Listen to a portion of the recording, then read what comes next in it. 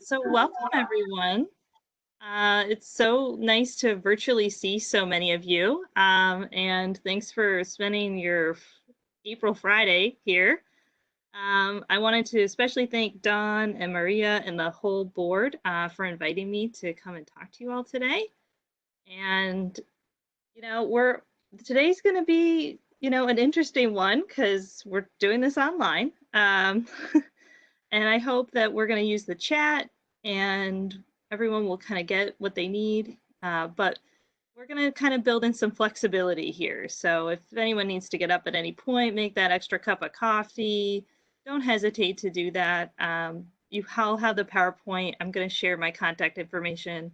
And I believe this is also being recorded. So if you need to pop in later to get something, please don't hesitate. I know everyone's managing tons of different things working at home. It's a whole different experience. So let's get started with our qualitative research. Make sure I can actually advance the slides. There we go. So today I want to start off by introducing myself. I'm Elizabeth Bolander, and my day job is Director of Audience Insights and Services at the Cleveland Museum of Art. Which means that my role is overseeing all of our ticket service folks, volunteers, our research and evaluation team, kind of most relevant to today's conversation, and contribution processing. So a lot of the things that make the museum go, but none of the things that make me an art expert. So please don't ask me any questions about the art. I can only tell you what I picked up, just like everyone else through talks and things like that.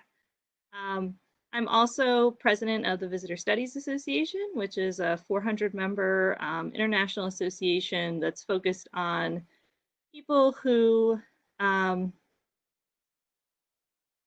who do evaluation studies at museums and other types of visitors focused venues. And if you have any questions, pop it in the chat. I've got it up. So if you see my eye kind of tracking to my right, it's because I'm looking at the chat. So don't hesitate to put things in there. I'll try to resolve them as we go. I want to make sure everyone gets exactly what they're hoping to get out of today's presentation. But also, if you think of something afterwards, don't hesitate to send me an email. You can find me on Twitter and LinkedIn. Next slide. So now I'd like everyone to kind of introduce yourselves. I know a lot of you know each other, but if you could just pop into the chat and share your name, your role, what library or health system you're with, and maybe one thing you're really hoping to learn from today's workshop. Make sure we get those things covered as much as we can.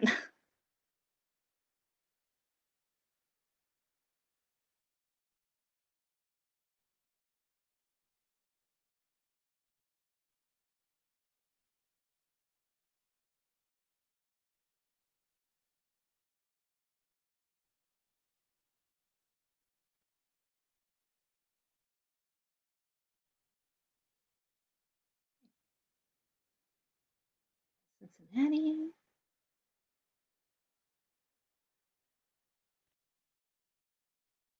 Right, interviewing skills, awesome. So we'll definitely be covering that.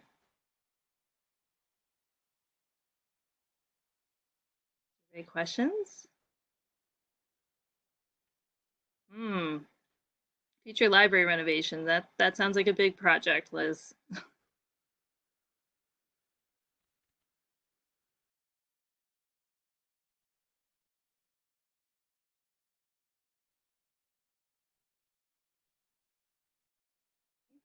Great. Welcome, Anna.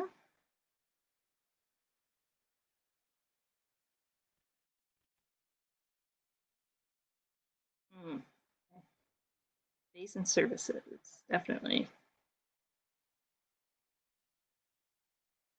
Oh, awesome. Got an expert in qualitative methods here. That's great.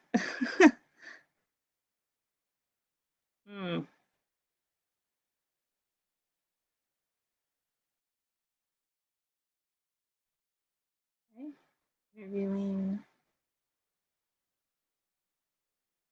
Great.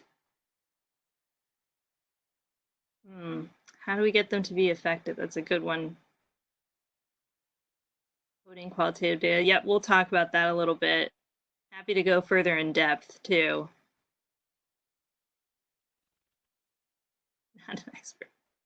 That's okay. We can all learn from each other. I always find when I teach workshops, I get asked questions and we all can kind of have peer learning too, which is great.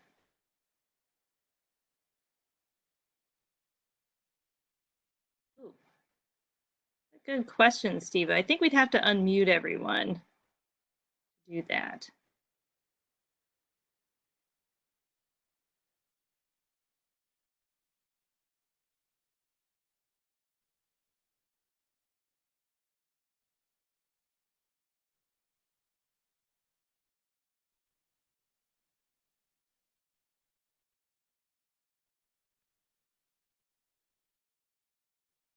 All right.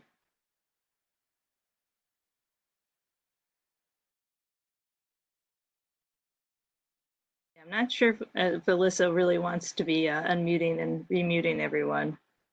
I'm going to defer to her 'cause she's our captain here. Okay. Might unleash chaos. I think we've got enough potential chaos. So I think maybe when we do like some questions later, maybe we'll unmute people so we can talk then. Yeah, of course, we want to have those connections, and you guys are probably going to get sick of seeing my face at some point too.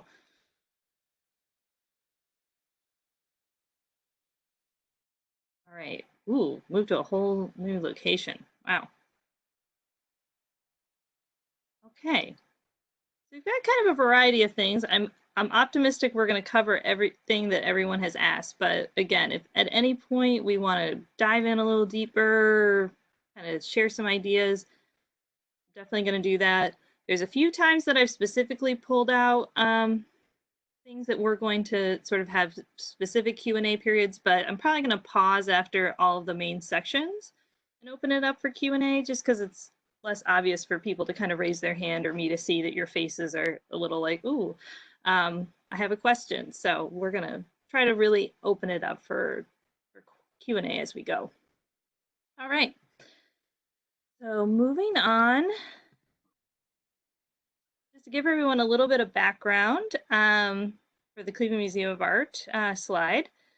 And I wanted to talk a little bit about how we approach research, because that's going to kind of affect the questions and answers that I give today.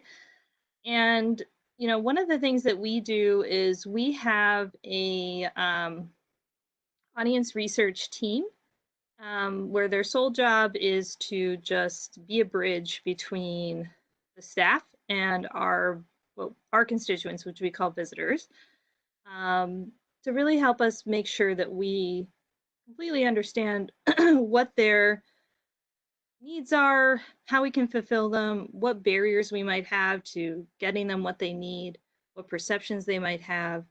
And so, you know, we work very closely with a variety of stakeholders at our institution, but really we're kind of, we see ourselves as that intermediary, being the voice of the visitor to the staff and bringing their concerns forward. So the CMA way is for us, we do a lot of combining of qualitative and quantitative. So while this workshop is really focused on qualitative, I really feel like we have to have some base understanding of quantitative as well. And many of you may find that a sort of mixed methods approach actually works really well for you. So we're going to focus on that as well today. All right, so our agenda for today, I know you all have a separate agenda, but we're going to talk through a little bit about kind of things that you need to do before you start your research, you know, questions to ask yourself, things to prepare. We're going to talk about collecting qualitative data. We're going to spend some time talking about writing interview questions you can use with your stakeholders or anyone else that you're trying to get information from. We're going to kind of talk through some one-on-one interviewing techniques, as well as talking a bit about like more focus group style qualitative work. I know some of you, if you're trying to get larger groups of feedback, you might be interested in doing focus groups, and that's kind of like just an interview, except for 8 people at once. So we're going to talk about that a little bit as well. And then we're going to finally cover analyzing and reporting. That'll probably be after lunch by the time we get to that point. So everyone can have some food fuel before we get into that part. And then lastly, we're going to end with just an open Q&A about qualitative research or any other research questions that maybe came to mind as we went through today's session. All right, so now we're on the life cycle of a project slide. I'm sure many of you have had the experience of you come up with a really great idea. And at first, it seems very simple, right? You're like, ah, you have that eureka moment. Then you have to actually figure out how to execute it. And that's where it gets messy, right? You get more people involved. You're trying to do feedback loops. Maybe, you're realizing that things need to change. And then eventually things sort of slide down and you finally are able to complete the project. But that design phase can be really messy. Research can kind of be involved at, we kind of like to say, 4 different points along this pathway of a project. And it can kind of help you in terms of clarifying your ideas, figuring out what your constituents really need. And the 4 phrases that we like to use in the museum world are front end, formative, remedial, and summative. Just realized I can't actually see the right corner of my slide. So front end, for some of you, the projects that you talked about, that really is what you're focused on. It's before you've executed a project. So you're in an exploratory phase. You're thinking, I have an interesting idea. Front-end research tends to be very open-ended because you don't necessarily have something specific to share with people yet. Or maybe you have a couple different concepts. So, in the museum world, one of the things that we at the Cleveland Museum of Art test for front-end research are exhibitions. So we produce, we actually have like 12 rotating spaces at the Art Museum that we put different exhibitions into. But there's always 1 or 2 really large exhibitions at any given time. We do about 3 of those a year. And we've found that our curators, while they are fabulous people and they know more about art than anyone in the world, they're not always particularly keen or knowledgeable about what our visitors need. So sometimes we work with our curators, our educators, even our marketing people, and we'll take a concept for an exhibition or maybe some questions that we're struggling with related to an exhibition, and we will go and convene some focus groups of people, and we'll kind of run those ideas by them. So it may be trying to figure out what people understand about 18th century Europe, which is very specific, and spoiler alert, most people don't know a lot. And then, or it might be something really broad, like, what do you know about the history of Japan? These are all focus group type questions or things that, as you can tell, they're really somewhat vague, but getting information at the front end can really help us as we move into further stages and making sure that our visitors or our constituents are front of mind throughout. And then we get into formative. So formative testing, it's in that messy design phase, but you're a little bit further along on the track. So you're kind of asking questions like, people going to understand what the heck this thing is? Is it going to work?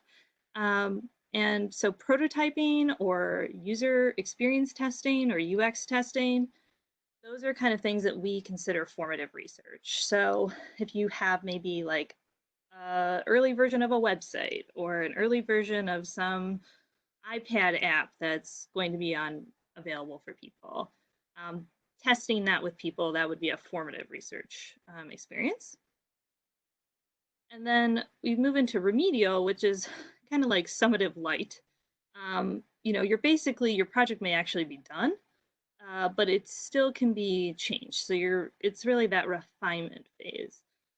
One of my favorite stories to share about remedial evaluation is we had a show up of the Wari people, which I'm not sure if any of you are familiar with, but they were an ancient civilization in South America, and we had, the show was open, but it was like the first few weeks, and we were doing observations in the space, which means that one of our researchers was there, and they were kind of documenting what people were doing, but in a very unobtrusive way.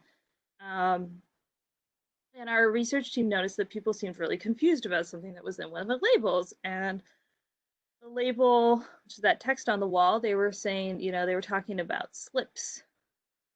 And of course, the curators and the educators had meant that in terms of slips for pottery, which was what was on view, but our visitors were sort of trying to figure out how that also matched with a certain feminine garment.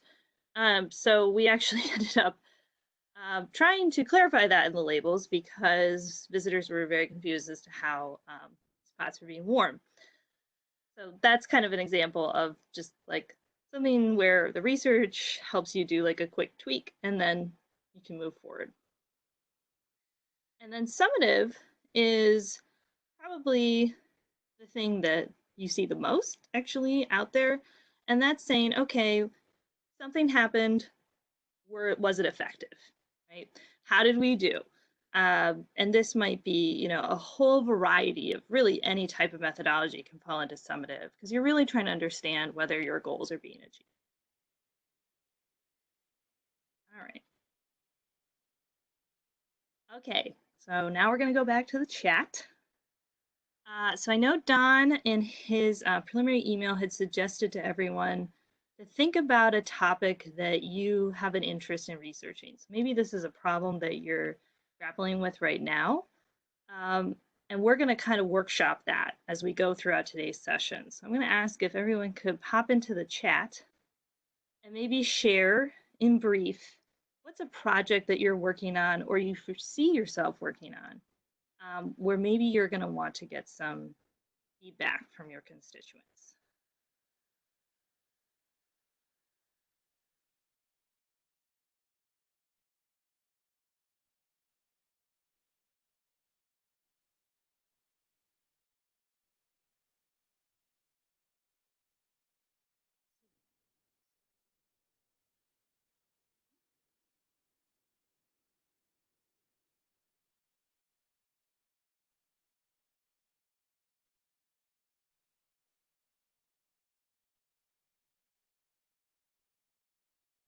Faculty.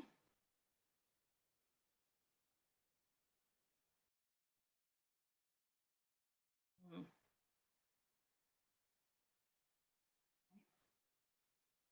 Couple on first year students.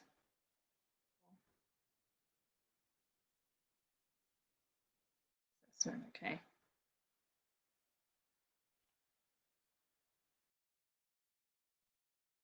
Mm. Virtual services, yep.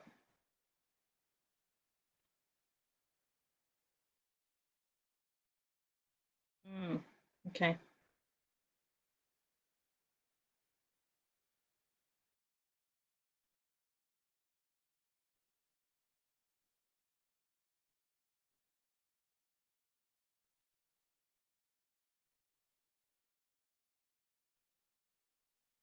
Ah, yes, the giant project, Charlotte. That's okay, Debbie.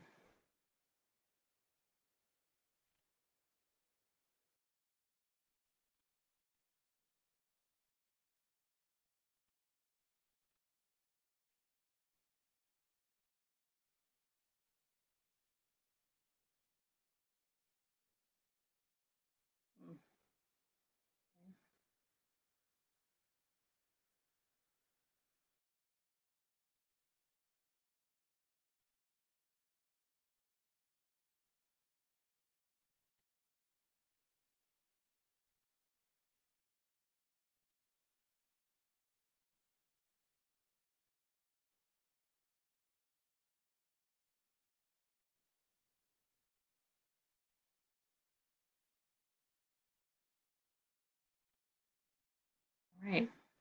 we've got quite a few different types of projects, seems, for understanding.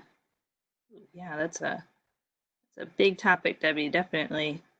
Um, really seeing a range of things from what do people, feel satisfied with? What do people think about different services we've offered? Planning, more front end. Yeah, there's lots of really good questions here.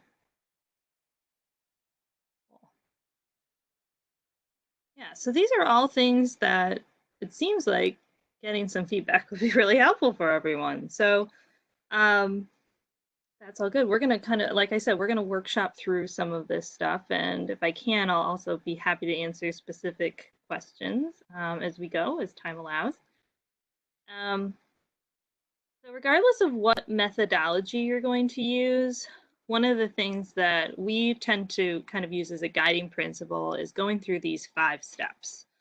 So the first thing you need to do is identify what is your research problem. Then you need to figure out what's the best methodology for resolving that problem. You need to collect the data, you need to analyze it, and can then communicate your findings. And we're going to kind of use these 5 principles as we go throughout these 5 stages. And we went backwards. Okay. So in starting to formulate your research questions, this is a step that I find that is one of those things where you think, okay, duh, like I already know what I need to research. Like we've just articulated it now, right? But in fact, spending some time at the beginning thinking through exactly what you're trying to find out can be really helpful when at certain points throughout your evaluation you have um, times where you're thinking, oh, I should ask this question now, and then you have to kind of go back and really use this to help solidify what you're trying to achieve and keep you focused. So research questions should be very actionable. So we don't want there to be things that are nice to know. Right? One of the things that we really push with our team members at the CMA is we want to understand for every question that we ask of our people, we want to know how you're going to use that data. Right? So we don't want to necessarily do a 20-minute interview when really a 5-minute interview would suffice to get you what you needed. So it's really about trying to make sure it's as concrete as possible, that your research questions can be achieved. Time, resources, ability, those are all key constraints that we have to keep in mind. And also your research questions will set the scope of your study. And this is the beginning of Elizabeth's attempts at funny memes as well. So you're going to be seeing a few of these throughout. Okay, so developing your research questions. If you aren't the only person who's going to be involved as the sort of key stakeholder here, one of the big things to do is to actually kind of do like a mini research project with the other people who might be involved. So talking to them about the project and what do they want to know, and really what do they need to know in order to move on to the next step in the planning process. Um, thinking through those restrictions and making it really relevant is very important. And then one of the other things that we found to be really helpful, and I highly recommend to everyone, is to not have more than 3 guiding questions. So if you have a project that has like 10 different goals, that's going to be really hard to achieve. But if you can break it up into maybe more iterative research, or really just distilling down the key areas to 3 questions, that can be really helpful in making sure that you're able to get through these projects in a reasonable fashion and not just get really bogged down later trying to answer every single question in the world. So your research questions are also then going to lead into what kind of methodology should you use. So quantitative and qualitative are the two kind of main areas for research that you can do. Quantitative can be really helpful if you're trying to answer something specific, like how many people think X? What factors are going to predict certain behavior? Is something changing over time? So I'm sure a lot of you are already doing tons of quantitative research when you're analyzing different metrics that are involved in your organization. So that's all like, all that numbers based analysis that you're doing. You're looking generally when you're doing quantitative research, you're thinking about much larger sample sizes. So that way you can apply trends to a population. So you're looking at, a sample of a certain size, and you're trying to say that that those findings apply to everybody. And you can do statistical analysis and answering, what is happening, how one group varies from another, and potentially cause and effect or correlations. The other thing about quantitative that's really great is that you're going to ask a question that's going to result in a yes or no, or one of a very finite number of answers, and you're going to get answers on exactly what you asked for. So if you say, I want to understand how many people this morning of this group had coffee. I'm going to guess that a lot of you might have had coffee this morning. Feel free to post in the chat if you had something particularly delicious. But I'm going to get exactly what I asked from you about, did you have coffee, yes or no? So that's a good thing about quantitative in that it's very precise. But yeah, so am I. I got mine as well. But it also means that there's not a whole lot of flexibility. That's where qualitative comes in. So different quantitative methods might be surveys.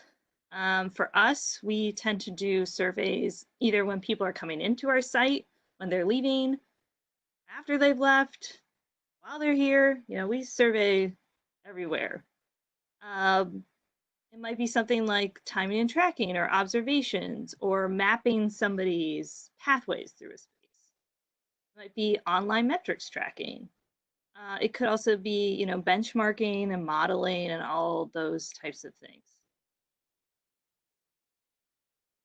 Right, qualitative. So this is, I always find that quantitative is particularly easy to explain because so many, especially nowadays, like you turn on the news and there's, graphs and charts and all of, statistical analysis and polling results, and quantitative is everywhere, right? Qualitative, it's a little bit harder because it's a little bit, fuzzier. But there are a lot of benefits to qualitative research that quantitative doesn't do well. Qualitative research can be really helpful in the fact that it's very exploratory and participant-led. You don't need to know exactly what you're trying to find out. You could ask open-ended questions, hear from what the participants say, and then dive in deeper. You can't do that with a survey. Once the survey's written, it is written. You have a question about someone's response, you're kind of screwed. You can't ask that question. Respondents are also uncued. They aren't looking through a survey and able to, figure out exactly what you're going to ask until you ask it. Qualitative is also really helpful for capturing stories, right? So it kind of helps you really delve in and potentially get to the heart of the matter instead of just maybe more surface things that you might get through quantitative. The other thing that's really different about qualitative versus quantitative is that qualitative tends to be smaller sample sizes. You don't need to do interviews with 100 people like you would with a survey. You might be doing it with 10 to 15. And that's healthy sample size for qualitative. So qualitative methods, just so we're all well versed in this, focus groups, that interviews. It might be observations that you're taking in a notes format. It might be mystery shopping. So kind of going through and having that full experience as if you were one of your stakeholders, or having your stakeholders do it to you anonymously, as well as ethnography. And then there's another area called mixed methods, which blends quantitative and qualitative together. This is what we at the CMA do a lot, because there's kind of benefits and negatives to each method. Mixed methods is kind of, in the Venn diagram, there's a little bit of overlap there. So it might be surveys with open-ended response fields. So I think a few of you sort of mentioned you had like transcripts and things like that. So those would be bits of qualitative data, but if it was potentially also tied in with some hard data or surveys. Oh, it's starting to snow here. Um, and that would kind of get you a little bit of quantitative, a little bit of qualitative. You might do an interview where you also ask them some survey questions to understand who your participants. It might be a focus group where you ask everyone to do a rating document. Sometimes blending these things together can really be useful in getting you the story, but also getting you some harder statistics, particularly if you work in a place where you're going to be reporting this up to someone that you know is maybe a little bit more quantitatively focused, but you know that you need a qualitative bent to your approach. It can be really helpful in kind of having a little bit of both because it tells a fuller story. So one of the other things to do before you begin with data collection, you've got your research questions, is identifying who your target audience is. Again, this may sound very basic, but it's a really important step to do and make sure that you document while you're working through your research project. It's really important that whenever possible, you use your target audience. So whatever you're trying to do, try to make sure it's the people you're using to fill in to represent your entire audience are part of that target audience. I doubt this probably applies to most of you, but if your target audience is under age 18, you have additional ethical obligations because of them being in a protected research class. So I'm not going to go into all the protected research classes today, but it's something if you're working with certain classifications of folks to definitely check out. If you're really interested in this, I found the Association of Clinical Research Professionals, or ACRP, actually has a free ethics class. The NIH used to have one, but now it's paid. So ACRP has now a new ethical human subject protection class that's available for free. You just have to register through their site. And they even have an academic option when you register.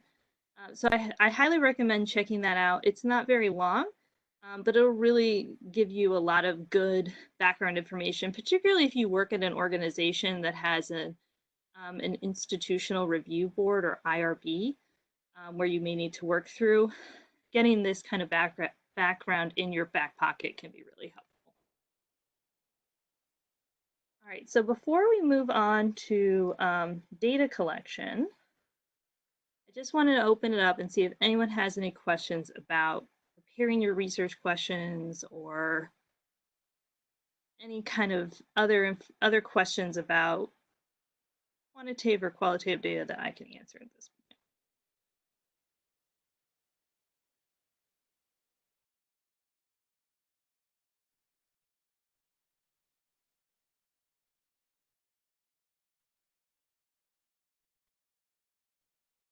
Okay.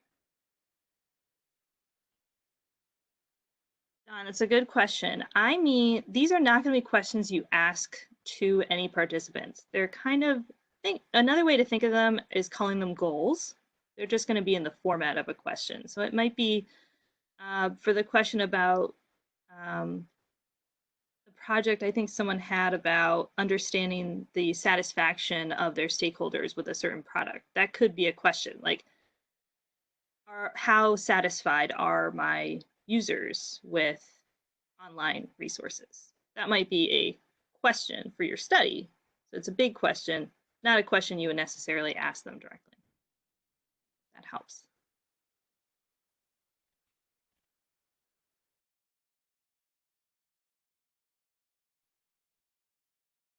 All right, so on to data collection. Yes. Okay, so back to preparing for data collection. There's some logistical questions to ask yourself first. So one big thing is, how much time do I have? You can have one kind of study if you have a week, and you can have another kind of study if you have 2 months. So it's really important to think about how much time you have, because that's going to really kind of frame how much you are working with. And if you have a short amount of time, you can still do research, but maybe you really need to hone in on your scope. Maybe you just have one key question that you're trying to resolve. How much budget do I have? If you have some funds to potentially incentivize participation, that can be helpful. If you don't, you might need to build in a little bit more time because it's going to take you longer to recruit people. What other resources do I have at my disposal? Are you going to have to do all the research yourself? Are there colleagues that you can use to have involved? What kind of automation things do you have? If you were doing quantitative research, can you do an online survey so you're not having to enter all these paper surveys, things like that? And then thinking about where are you going to conduct your research. So right now we're all living in a virtual world, but eventually, hopefully, we will all get to go back to being in the same place as other people again. So we might have to ask ourselves, are you going to do it on site? Are you going to do it off site? Or are you going to do it online? So other things I'm planning are to build in plenty of time to collect and enter your data. Thinking about busy and slow times, and if slow times exist, and kind of trying to bear that in mind as you develop your schedule. And one of the things that I really recommend is that you don't leave all of your transcripts or data entry for the end, if at all possible.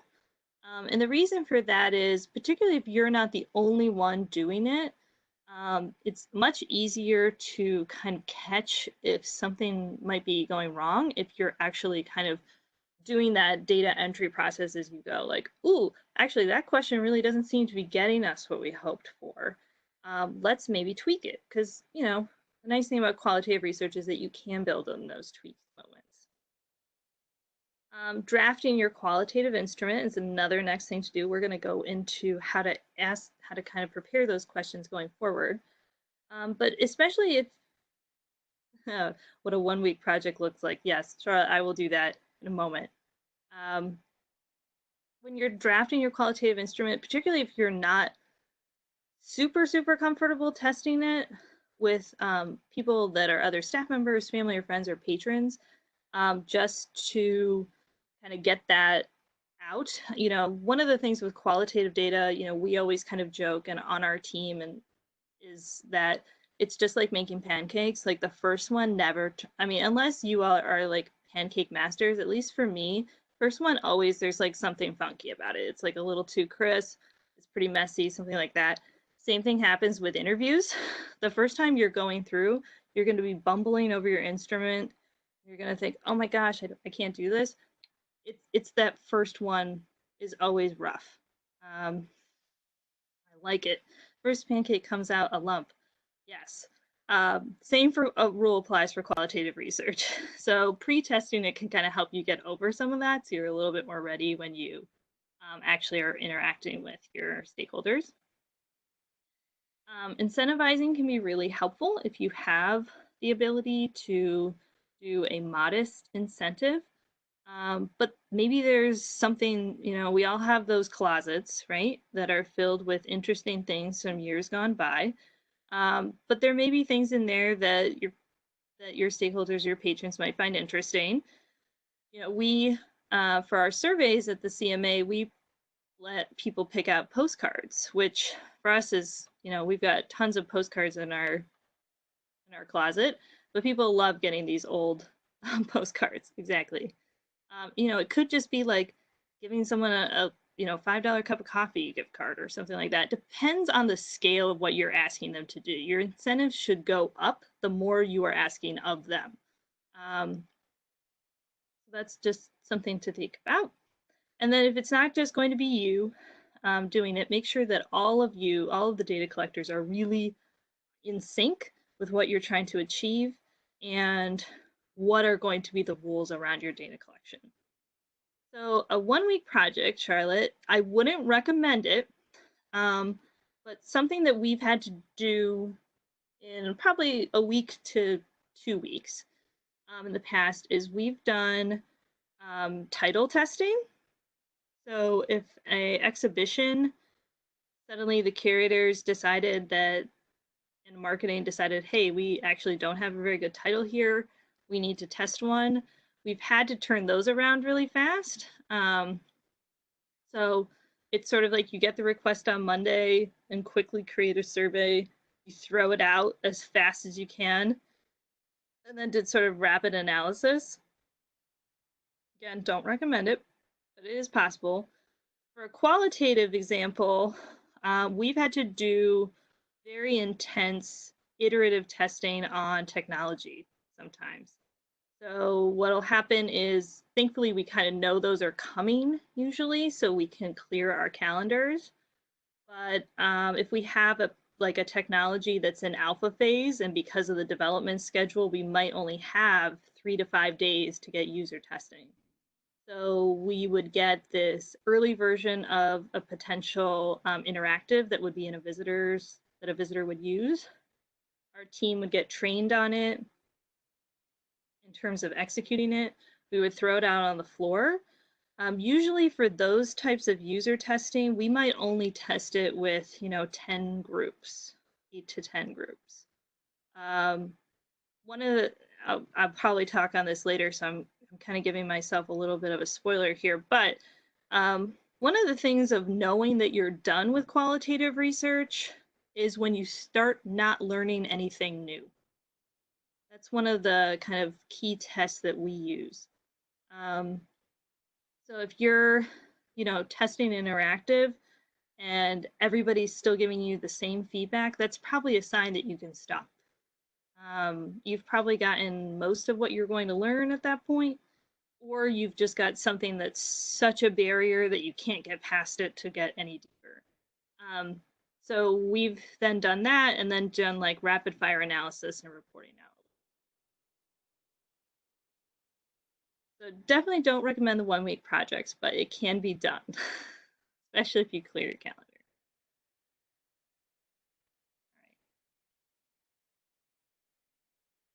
All right, so setting your data collection rules. So actually one of the things that I just talked about with this endpoint, what will constitute the end? It might be that you have 2 weeks and however much you get in that time, that's going to be the end. Or it could be that, you hit that, you're going to interview until you're not learning anything more. Either one is wrong. It's just a question of what's going to work for you and your organization. Keeping in mind those ethical obligations, if you have any protected classes that will be the focus of your research. And then also seeing if you have to send things through an internal review board. Some universities and other organizations have very stringent policies on IRBs. That's really something to explore within your organization before you start. You may be exempt because you're just working with adults. And generally speaking, internal research and research with adults, that doesn't really, there's not like if you're in group A, you get certain services, in group B, you get different services. A lot of time that stuff is exempt from IRBs, but definitely check with your organization.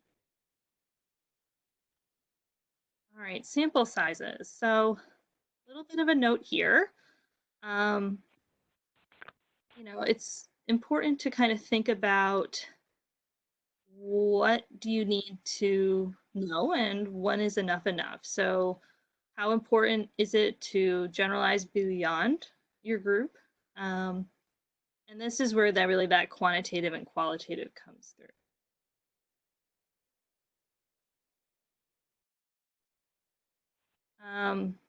As I said before, we generally, for interview projects, we might have, usually we aim for 10 to 15 interviews.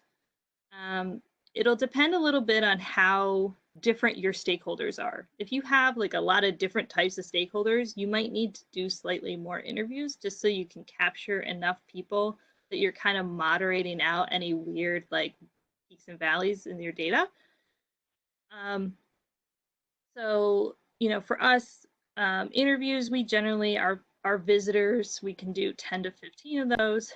If we're doing focus groups, we generally try to, if we can, we don't always achieve this, but if we can, we try to do 3 focus groups of any particular audience that we're doing. So for a museum, we tend to look at members, we tend to look at visitors or prospective visitors. And so if we're doing one of those focus group studies, like I mentioned, for an exhibition, we might try to have 3 focus groups with members and 3 focus groups with non-members. We find that they have different attitudes and visit motivations. Why 3, you might be wondering? Well, sometimes you get a weird one, and it's important to understand which one's the weird one. So if you do 3 focus groups, you can kind of take, if 2 of the 3 are responding pretty similarly, that approach might be slightly more relevant to a larger group of people. If you only do 1 or 2, you have no way of knowing whether what you've heard is actually consistent across a larger group. So trying to think through those different things is important.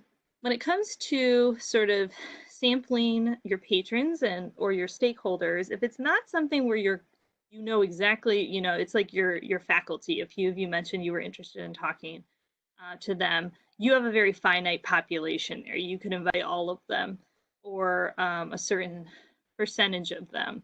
If you're trying to get people who are kind of coming in organically or maybe potential users of your services, that you don't have yet, there's kind of a few different ways to sample them. One of which is self-selecting. So self-selecting is really, a good, although it's a quantitative example, a good example of this might be if you see something that's like, fill out this to win, and you enter it into a drawing. There's like a little thing that you fill out and you put it in a drawing thing. It's really easy to set up self-selecting because the person self-selects. So if you say, tell us what you think, and you just take people that come up to you, that's self-selecting. The con here is that because someone has to choose to participate, sometimes you will get people who just happen to be more naturally keen to give their feedback. So it might be someone who is just super happy, or it might be someone who's on the other side of the spectrum. But you're not necessarily going to get the middle people who might be, a little bit busier, or maybe they just don't feel strongly one way or another. So that's kind of a potential limitation of self-selecting. Systemized random sampling, which sounds a little bit like an oxymoron, will help you get a more representative sample of patrons. So these may be, where you are pulling people, you're randomly selecting a group of people, or randomly in like some semblance of order pulling a group of people. So that way you're more likely to get those folks who are a little middle of the road. Now, of course, this is a little bit more time and effort because you have to do that process.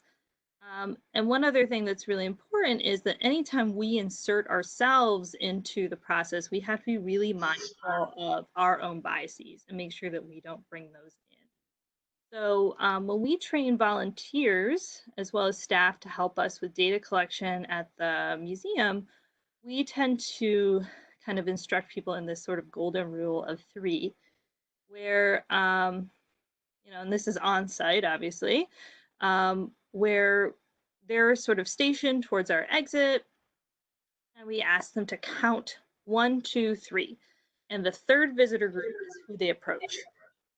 So what this does is it kind of somewhat makes it a system, but it's somewhat random. Like we're not, shooting people through the exit. It's just whoever happens to be the third group of person, they're going to be the ones that we ask. But also it means for our evaluators, they're not going to tend to approach the people who look friendly and nice and look like they will say yes. They're going to go up to every third group regardless. And then if that person says no, that's fine. We don't do a hard push. But then, we just restart the count and we go on to the next group.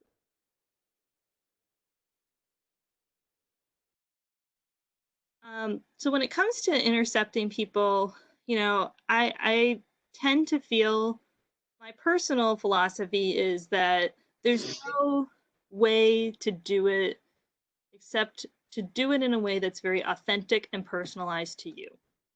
So if you have a script and it says that you must say certain words in a certain order, it's not going to necessarily feel very authentic to you.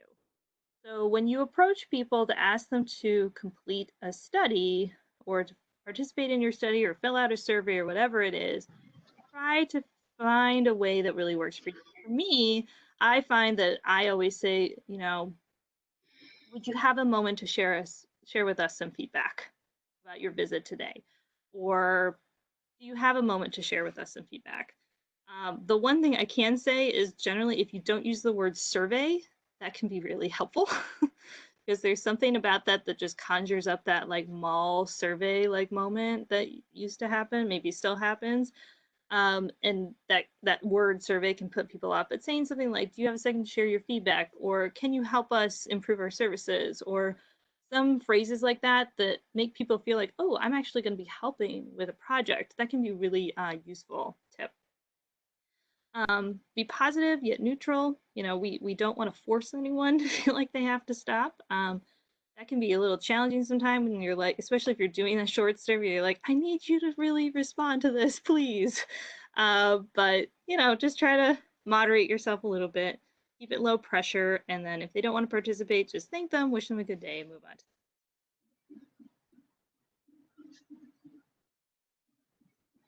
Okay. Before we move on to the asking questions section, I just wanted to see if anyone had any questions about data collection methods.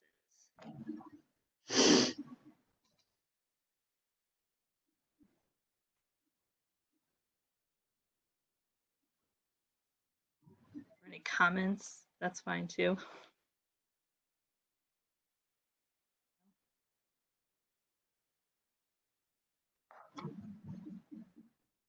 Right, that's okay. You can feel free to pop them in there too. We can always collect them at the end. Automated tools to make the collection easier. Yeah. Not so much for qualitative, but for quantitative, looking at online surveys or iPad surveys can really help as well.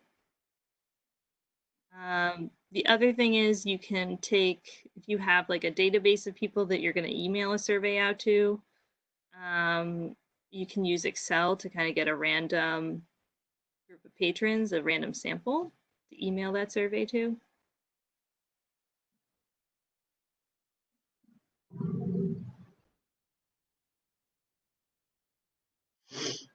Well, we're going to ask questions. We're going to talk about asking questions now. So, and a few of you mentioned that this was something you were particularly interested in learning more about was how to frame these questions in a way for qualitative research. So with qualitative research, you're kind of taking the scenic route, right? As we talked about earlier, you're not asking a yes or no question. You're kind of asking a broad question and then funneling down a bit. And one of the things when you're creating your interview guide or the questions that you're actually going to ask your patrons, you really have to kind of ask yourself, what feels better for you? Some people, they feel much more comfortable if they write all their questions out and it's very scripted. Other people feel more comfortable saying, I'm going to have a few general questions. I'm going to ask that to our participants. And then depending on what they say, I'll ask follow-up questions that are specific to what they say. Personally, I tend to fall into the second camp. I find that it's useful in helping really get to the heart of the matter because, and really benefiting from the qualitative research in the sense that you don't know what you're trying to really learn. I mean, you might have a theory, but you're really trying to understand from people exactly how they feel about something. So kind of having some general questions and then depending on what they say, asking specific follow-ups can be really helpful in delving deep there. So one of the things to do with your interview guides is to, generally speaking, I recommend starting with something that's pretty broad and pretty easy to answer. So, you've just gotten your person, you're sitting down with them, you're looking them in the eye, they're looking you in the eye. And then if you immediately ask them like the toughest question you've got, that's going to be hard for both of you. So sort of starting off by something like, tell me about your experience today, or, what made you choose to start using a certain offering of yours? Um, what's something that you really like about something? Sort of giving everyone a broad, easy question to kind of help with that moment of building trust. Because it's important when you start talking at your interview to really be clear with the person that you are open to hearing whatever they have to say, whether it's positive, whether it's negative, whatever that might be. And so as you go through your interview, you're kind of you're building upon that relationship. And through your body language and the questions you ask and your responses to their responses, you're going to continue to build that relationship over time. So, starting off easy and then going deep is generally a good way to go. When you're thinking through your main questions, it's really important to think about keeping like with like. If you're covering a few different topics, you might want to, ask all the questions you have about one topic before you move on to the next one. Kind of think through the flow of the conversation. Try whenever possible to not have these, like, 90-degree turns, right? I think we've all probably, you're driving and suddenly the GPS is like, okay, you need to turn now. And then you're like, woo, you're doing that rapid fire turn. You don't want to do that with your interview guides if at all possible. Try to kind of signal where you're going while still keeping it pretty neutral. The other thing is within those sections, try to put your most important questions first because, there's always a possibility that your participant's going to go away, right? They may get pulled away. You might have to cut the interview short because it's clear that they actually didn't have as much time as they thought that you did. But if you get some of your important questions out, then you can make sure that you really get what you need. The other thing is to be really mindful of how you might be biasing your responses. And we're going to talk a little bit about that as we go. And then a good thing to, do at the end, is just to finish the conversation by asking if there's anything else they want to share that you haven't covered. Not only is this helpful for you because it may sort of give you an opportunity to follow up if you need to, but it's also really helpful for the participant because we're trying to be very respectful of the fact that the participant is taking time out of their schedule to help you. And there may be something that they really want to communicate. And so having a space for them to do that, and also that'll help you with managing the interview if you need to kind of defer things to the end so you can get through your questions. Having that space kind of built in could be really useful.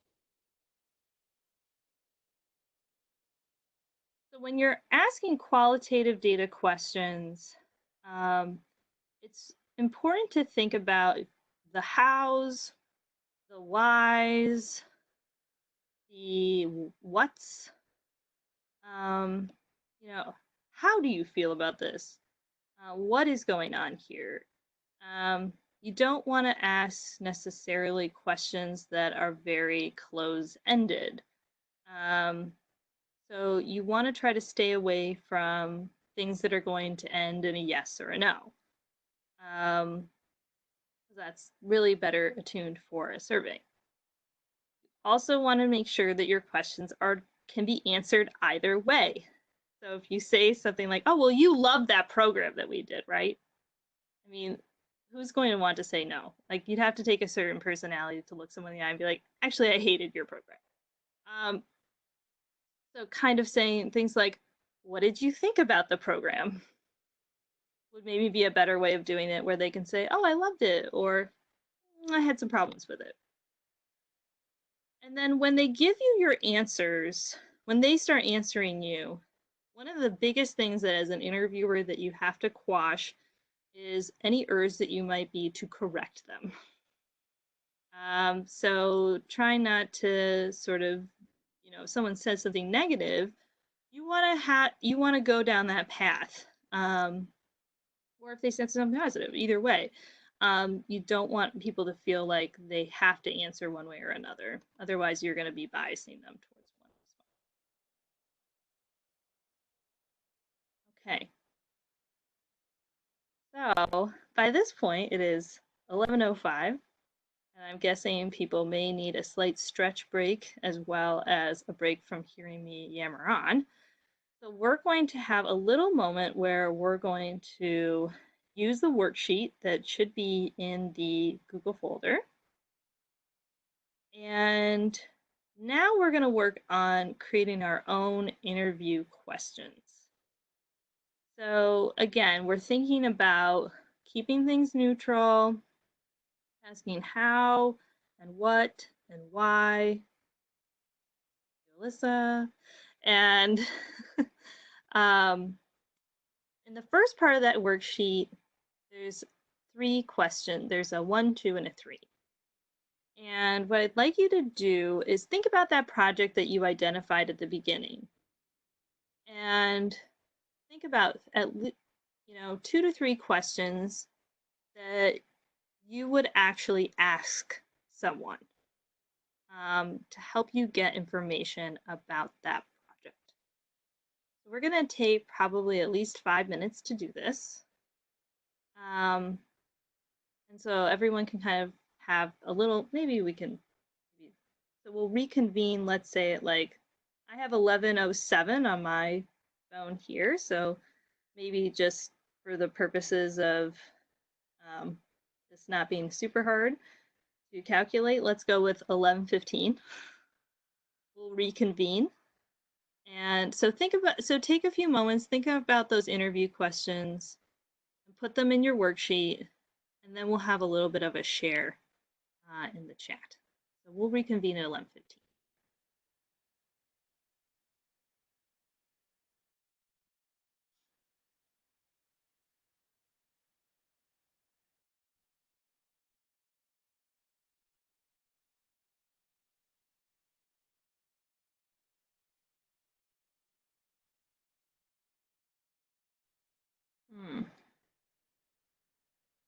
Yeah, a few of you have kind of naturally gone to some nesting questions, which is really good. And Charlotte, yes, you definitely can. It's actually that's a good way of figuring out how your interview is going to go, like kind of your tree of sorts. So depending on what they answer, you go down a certain set of questions, or another way if they answer a different way. Yeah, what made the situation successful? Yeah, that's really good. Yeah, it's really important with qualitative research. One of the big things is to make sure, with some of these, like what is success for them, getting them to articulate that could be really helpful with you, making sure that you really understanding what worked for them.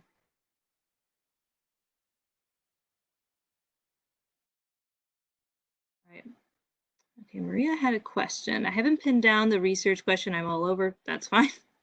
Lots of different stakeholders. Some of them you need more than others. You definitely could do it in phases if they're going to build on each other. So if maybe what you learn from the faculty or the undergrads is going to affect different questions that you might ask to another another cohort, I definitely recommend an iterative approach. The other thing that you could do is do one survey that's got different bits of um, different pathways built into it. So if they're faculty, maybe they get one set of questions, um, like different trees. It's called skip sources. So um, yeah, it kind of depends on how your flow would go. Maddie, Mary Pat, involving. Mm, yes, Mary Pat, we're going to get into that a little bit later with trying to deduce what's going on in certain qualitative things. Yeah, we'll talk about that with coding coming up.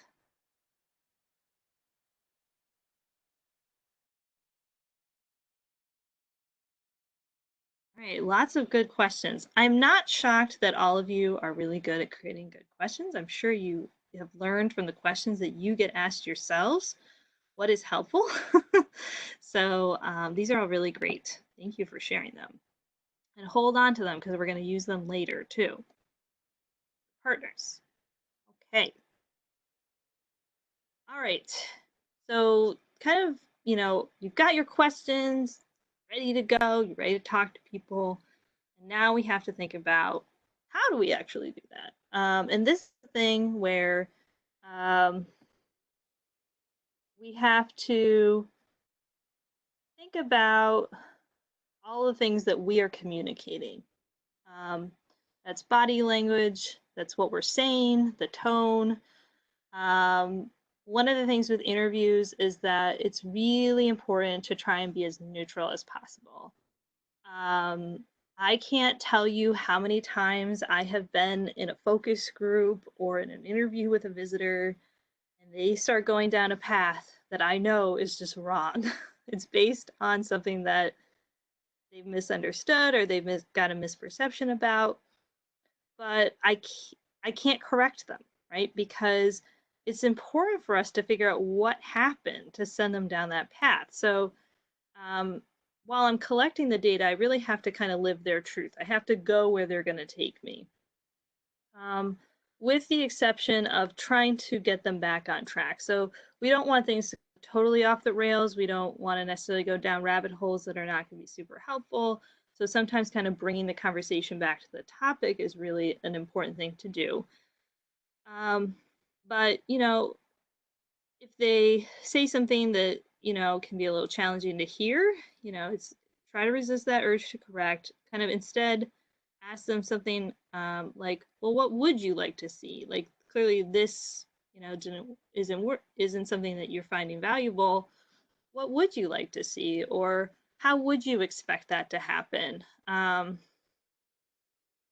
then if possible, I really recommend for interviews or focus groups that you have the ability to just focus exclusively on the person that you're talking to or the people you're talking to. So that may mean that you're using an audio recording or that you're partnering with someone else and they're taking notes while you can be focused on the actual interaction.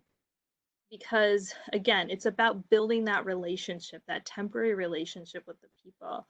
And so if you're continuing to look down and then look up and then look down, that's a lot to manage, right? You're trying to both hear everything they're saying, you're trying to keep your poker face, you're trying to encapsulate things. Your brain's probably going, "Ooh, that's really good. That's going to be a good quote for my report." Like you've just got a lot to wrangle. So if you can try to at least eliminate some of that, so that way you're not trying to write everything down, um, and kind of do that.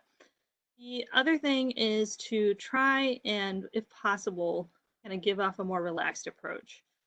That's going to encourage them to do the same thing. And to answer Dot's question, yes, you do want to make sure you get permission before you record. Um, so particularly, so that's an important thing to do. One of the things that I do before I start an interview is I actually start with like a preamble. And during that preamble, for an interview or a focus group, I introduce myself. I thank them for their time in advance. I sort of say, here's what we're going to be talking about today in a very light, neutral way. So it might be something like, hello, my name's, again, I'm Elizabeth Bolander. Thank you so much for taking the time. It's really helpful for us to get your feedback today.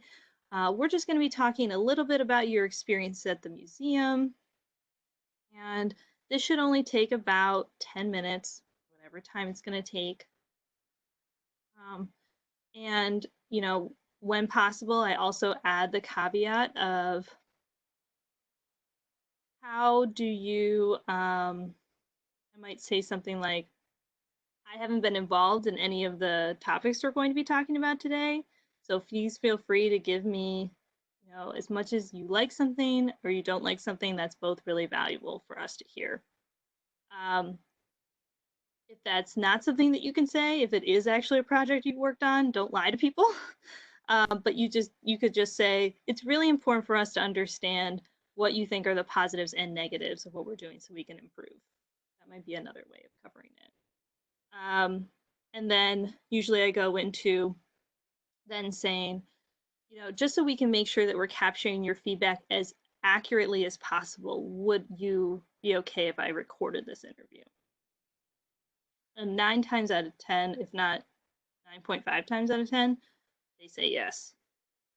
If they don't, be prepared to write things down, or that might be something in your interview request if you're sending it out to certain people in advance to kind of just plug in there. That might be something that you need to do. So other things when you're interviewing is to really, I sort of touched on it before, but watching your body language and your words. If you know that you are someone who reacts with your eyes or your face when people are talking, because like if they're going to say something negative, you're gonna have a physical reaction. Try to train yourself not to do that. You're all gonna be really good at poker going forward. Going forward after this, because you'll learn to kind of moderate things like that. If you are taking notes, it's really important that you try to use the exact words that they use. And that's going to be helpful when we get to coding later. When you're looking through the analysis, you want to make sure you're not paraphrasing as much as possible, that you're just writing down the words that they're using, even if it's not even if it's not something that they do. Alyssa, I have confidence that you will be able to do it. If you have to, you can always just take a smile. Because if you're smiling, it might override other things that you might say. I think. Mary Pat, you had a question about coding recording of reactions. Are you talking about kind of the transcript? There you go. Okay. It depends a bit on how long it is and how complicated the person was in their responses. So, a 10-minute interview might take triple the amount of time to transcribe. It depends a little bit on how fast your transcription person is. But yeah, I would at least think it's going to take at least triple the amount of time as your interview. It's a lot. That's why you need to think really closely about your actionable questions. It's a lot of work.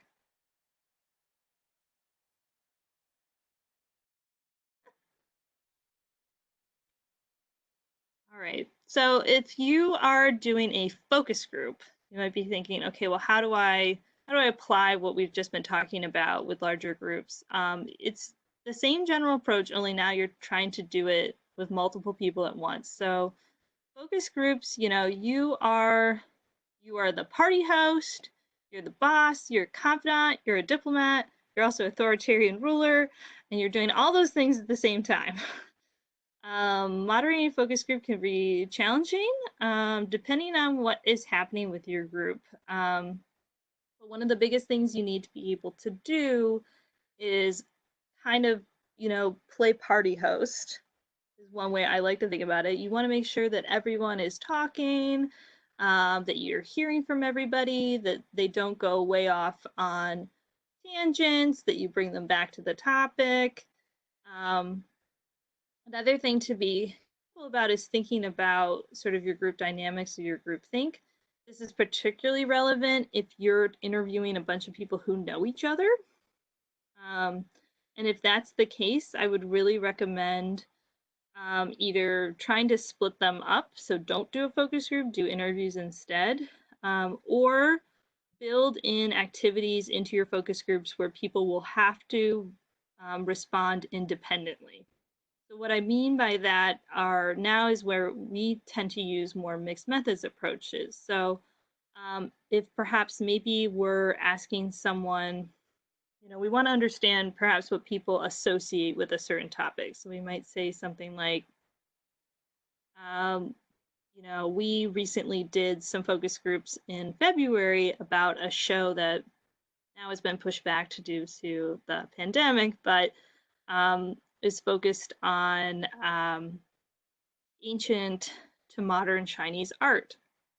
And so one of the things that we wanted to understand at the time was what people thought about or what they associated with China and Chinese history. So we gave everyone packs of post-it notes, and we wrote the questions up on some big boards, and we had everybody independently looking at their post-it notes, write down one idea per post-it note, and then put it all up on the board. So that's a good way of getting qualitative data, but it's not going to be as hit by group dynamics and groupthink because everyone's working on their own independent activity and then contributing to the whole. Another thing that you can have people do is you can give them something specific that maybe it's reading something or looking at some activity that you have, and then having them write their own responses down.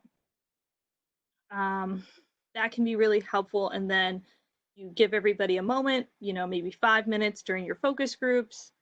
You say, okay, everyone, I want you to look at these images and write down what you think or what questions you have for us.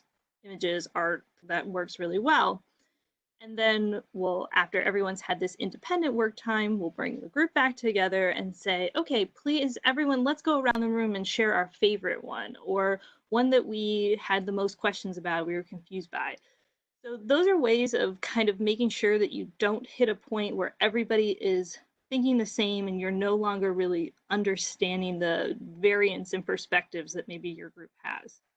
So just thinking creatively about balancing that stuff can be really helpful. And also, if you have a group that's maybe a little bit more reticent to talk, or on the flip side, you have a group that's talking way too much, this can be a good way to kind of corral the group, is if you have these kind of activities built. Focus groups generally for us, we tend to have them be 90 minutes to 2 hours or 1 hour at the least. And the reason for that is it takes a little while for people to get going. And so it's important to kind of give that space for them to kind of work together, brainstorm ideas, have those discussions. And Charlotte, to the question about interview versus focus group, the biggest difference is, do you need people to build upon each other? And by that, I mean, is it something where you want them to, by engaging in dialogue, they're going to go deeper on their own and you as the host don't have to do it? So if it's something like talking through maybe some program ideas, maybe you're going to put out a variety, say, what do you look for in a program that we would offer? You want them to kind of be able to ping off each other. So that way you get a more robust answer. That might be something that's better for a group to discuss. An interview might be something like um, maybe you have a stakeholder and you want to understand their specific perspective on things and then see if you've got things that are common across the group. So, like we've done stakeholder interviews with different community groups around town when we're thinking about offerings that we could do out in the community. So we might go and, we're interviewing 5 different community leaders in different communities. That's not something we would necessarily want to bring them all together because they're going to have more unique perspectives, and they also might feel more comfortable sharing more confidential or concerning topics with a one-on-one person rather than in a larger group. If anyone else has other ideas about how they make the decision between interview and focus group, please feel free to add that to the chat.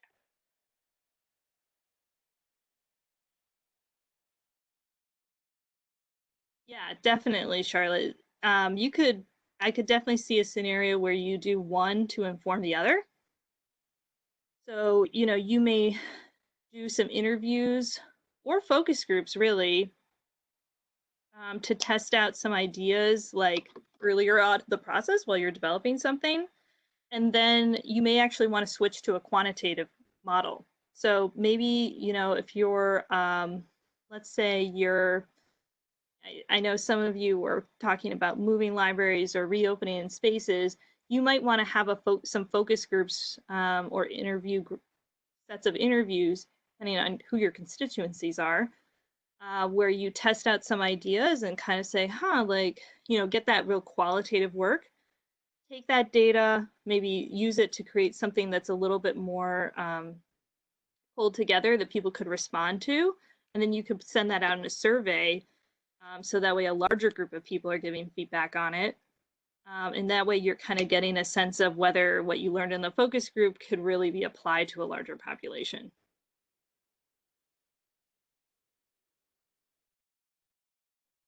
All right, so it's 11:30 now, or 11:35. I know we were scheduled to break for lunch at noon. So I think what we'd like to do now is have everyone meet with their partner, and we're gonna have you bring the 3 questions that you developed earlier. And with your partner, I want everyone to have a moment where they try to practice asking the questions.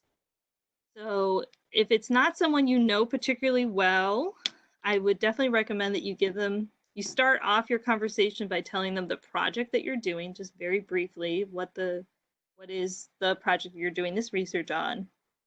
And then I want you to practice actually asking the questions to the other person.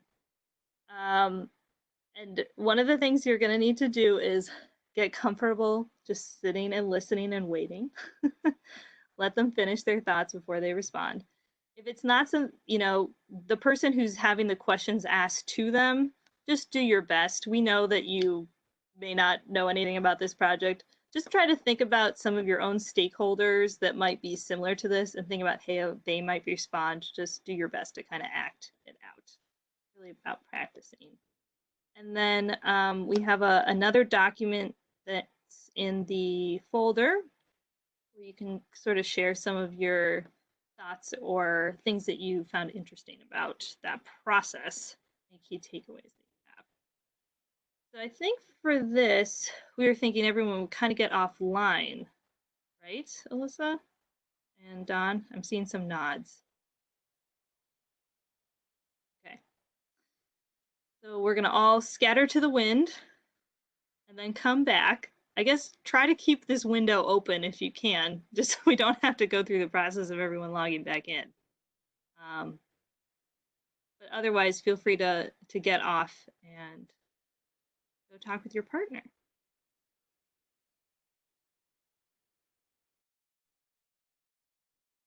Oh, when do we reconvene? Good question. Okay, so why don't we plan on reconvening at, let's see, can we say 11:50?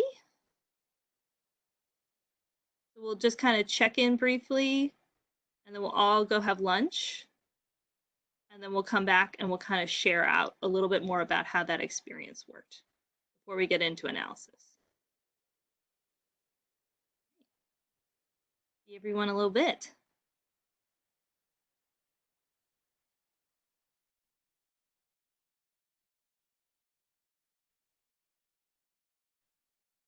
I'm going to stop sharing my screen, but I don't want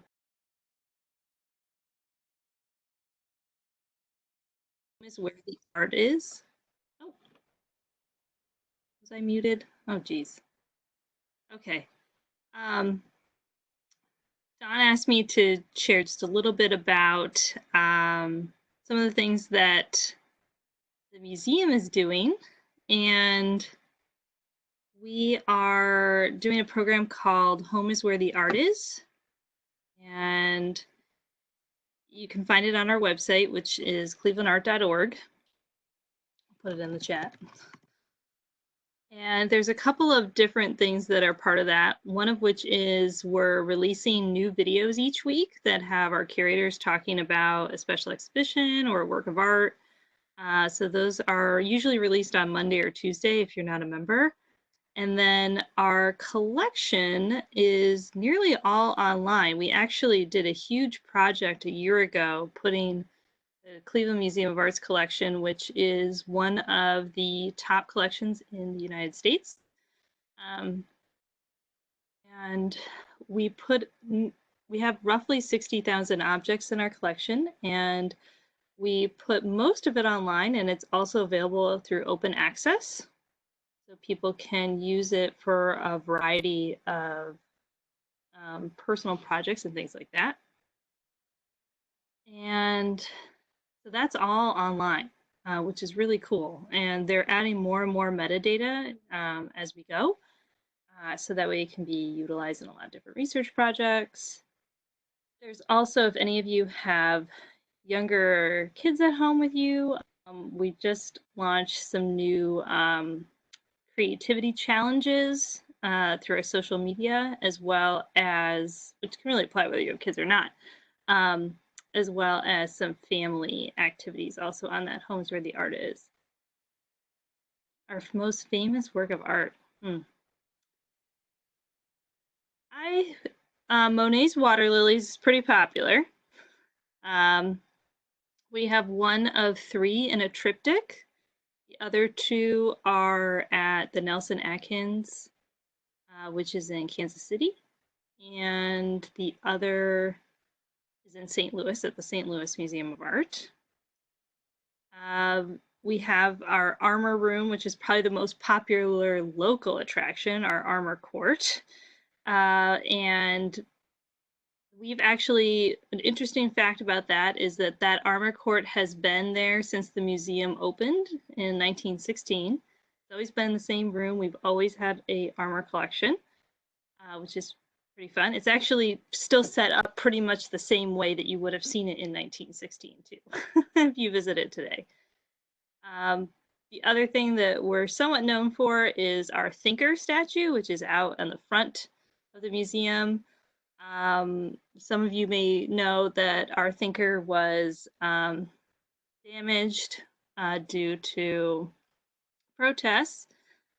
So we are the only Thinker that exactly looks that way because the base has been exploded from a bomb placed there, which of course was very unfortunate, but they were able to save the sculpture and they chose to keep it that way because it's part of the object's history or provenance. So I would say those are some of the most popular ones.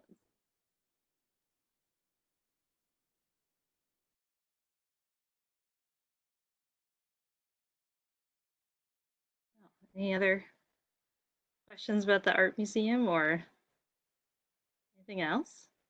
I don't know if we've got everybody back or not either. I can only see like a couple of handful of pictures actually.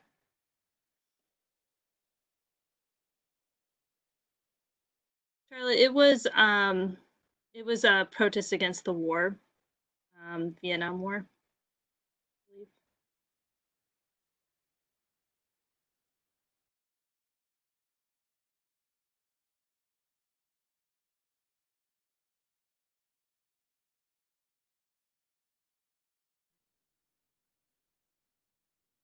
Yeah, whenever we reopen, we will be having a big Picasso exhibition. So if that's interest to anyone, that will be opening soon. Well, whenever we're back and we can get it here from London, where it is right now.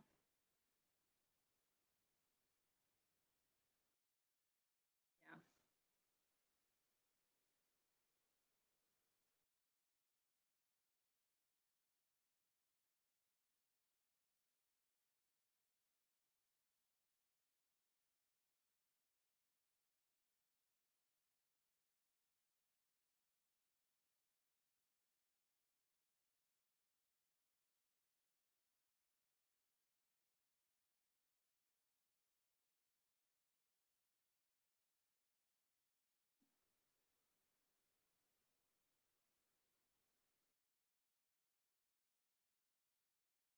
How is it for me teaching online? That's a good question, Jolene. You all will have to tell me how it's going for me teaching online.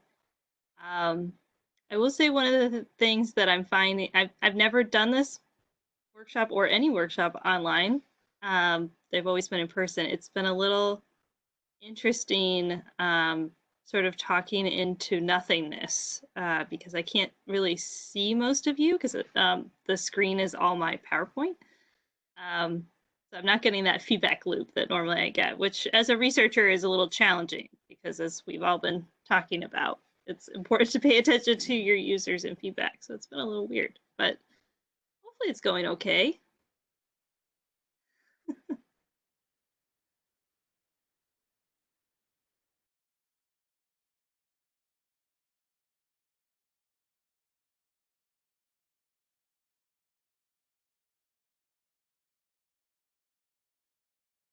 It's good to hear that's a common problem.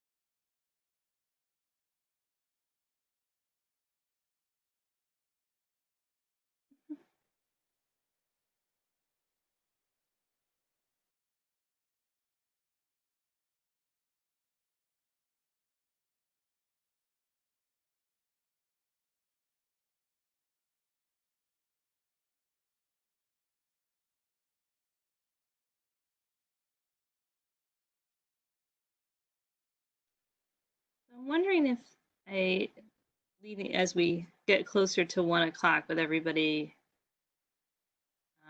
coming back, wondering if anyone is willing to possibly share um, their thoughts about the exercise and anything maybe that they and their partners realized as they went through it. I mean, I guess people could say in the chat that they're willing to, or maybe they can raise a hand if we want to get real crazy here. Then we can unmute you.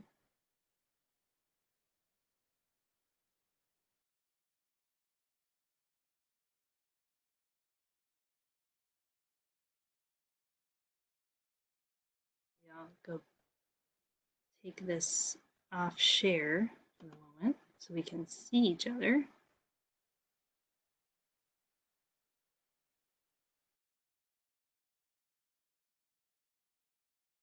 Don, do you want to talk verbally to explain? Or are you going to stay silent?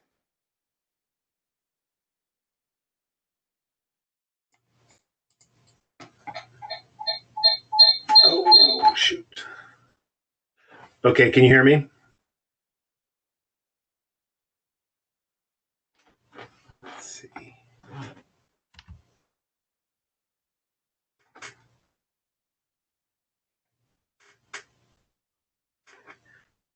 We can hear you, Don. I have to decide if how I can hear you. Can you hear me now? Yes. Okay, thank you. Yeah, Charlotte's first question in her survey was, "Do you use the library?" And basically, that immediately introduced like two different sets of questions. And I didn't know, Elizabeth, if you had any helpful suggestions on how to handle that. Like, the only thing I could think of is that she would have like two color coded question sheets. Like, if they say yes, use the orange sheet, and if they say no, use the green sheet, and then they have a totally separate list of questions. Should I assume that this is something where you're intercepting someone and asking them, right? So you Yeah, I wouldn't guess. necessarily have the ability to tell. Right. Yeah, you could have sort of two different sheets, either like you could have it all on one document and you sort of have your yes questions and your no questions. Like you could have it back and front potentially on one sheet, so that way you could just easily switch. But yeah, when you have something like that, you have yeah asking that question first, and then getting to your sets of questions, whether it's on the same sheet or a different sheet, is definitely the way to go. If it really bifurcates which way you go.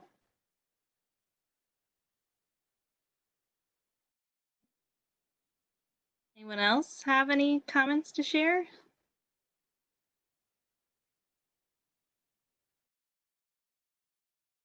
I can talk for a moment. This is Liz Lyman. Can everyone hear me? Okay. So Anna and I talked together, and I think we found it pretty valuable. And I know just first off, just in general, when I was asking my first question, I realized it didn't actually answer what I wanted it to answer. So then that was able to get a follow-up of, what I wanted to ask, what part of the library do you value most, like in the physical space? But the way I worded it kind of gave a different answer. So then I could follow up and say, oh, okay, what part of the library do you use the most? So like this exercise I thought was pretty helpful. And to me, it was clear what I wanted, but I realized when I actually asked the question, I wasn't asking the question I wanted the answer for. Yeah. That's definitely something that can happen a lot with qualitative research, where you start with that broad question and then you can ask your follow questions to kind of delve in deeper depending on what they say. So yeah, it sounds like that actually worked really well. So that's good to hear. Any other thoughts or comments?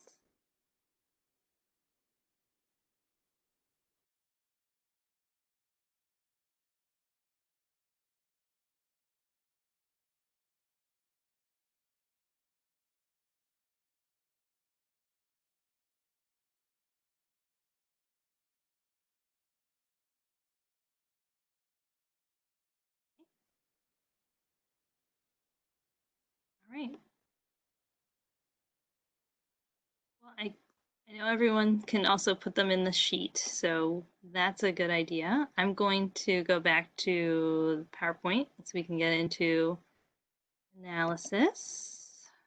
Let's share screen again.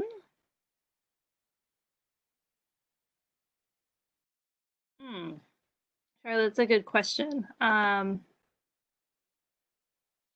It depends a little bit on, it depends a little bit. It can be helpful when you are looking at sort of getting feedback on specific things. So like, I don't know exactly what your question was, but maybe if you're asking about, um,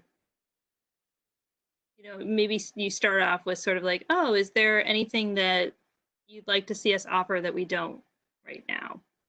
And maybe they're sort of looking at you blankly because they can't think of anything. And then you could say, would you ever consider using something like,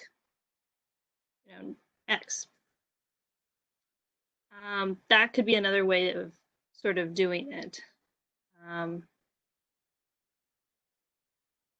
Yep. So you can you can kind of, as long as you ask it in a way that isn't particularly leading, like again, you want people, the real question you need to ask yourself is, can someone answer no to this? Because we tend to have, we tend to ask questions that would be answered in the affirmative. You want to make sure that you have a way for them to naturally say no. So yeah, something like, would you consider using phone charger station? And this is where I'm also, you're thinking, Elizabeth, but you said don't do yes or no questions. This might be one of those places where you have to bend that a little bit. And then when they say yes, say, why would that be valuable for you? Or how would you use that? Or something like that. You can kind of probe in a little bit more.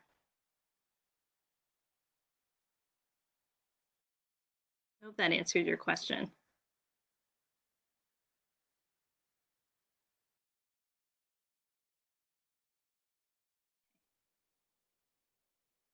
All right, cool.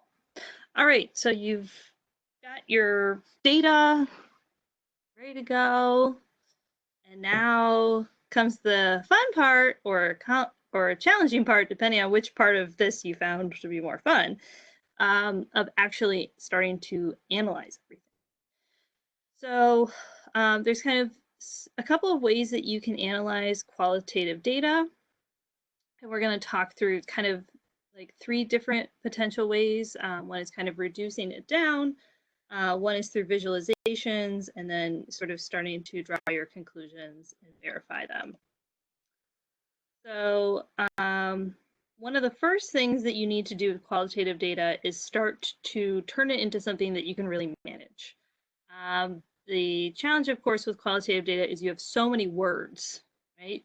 You've interviewed people, you've either taken notes or transcribed your audio, and now you have to kind of get it to a point where you can really digest what's in front of you.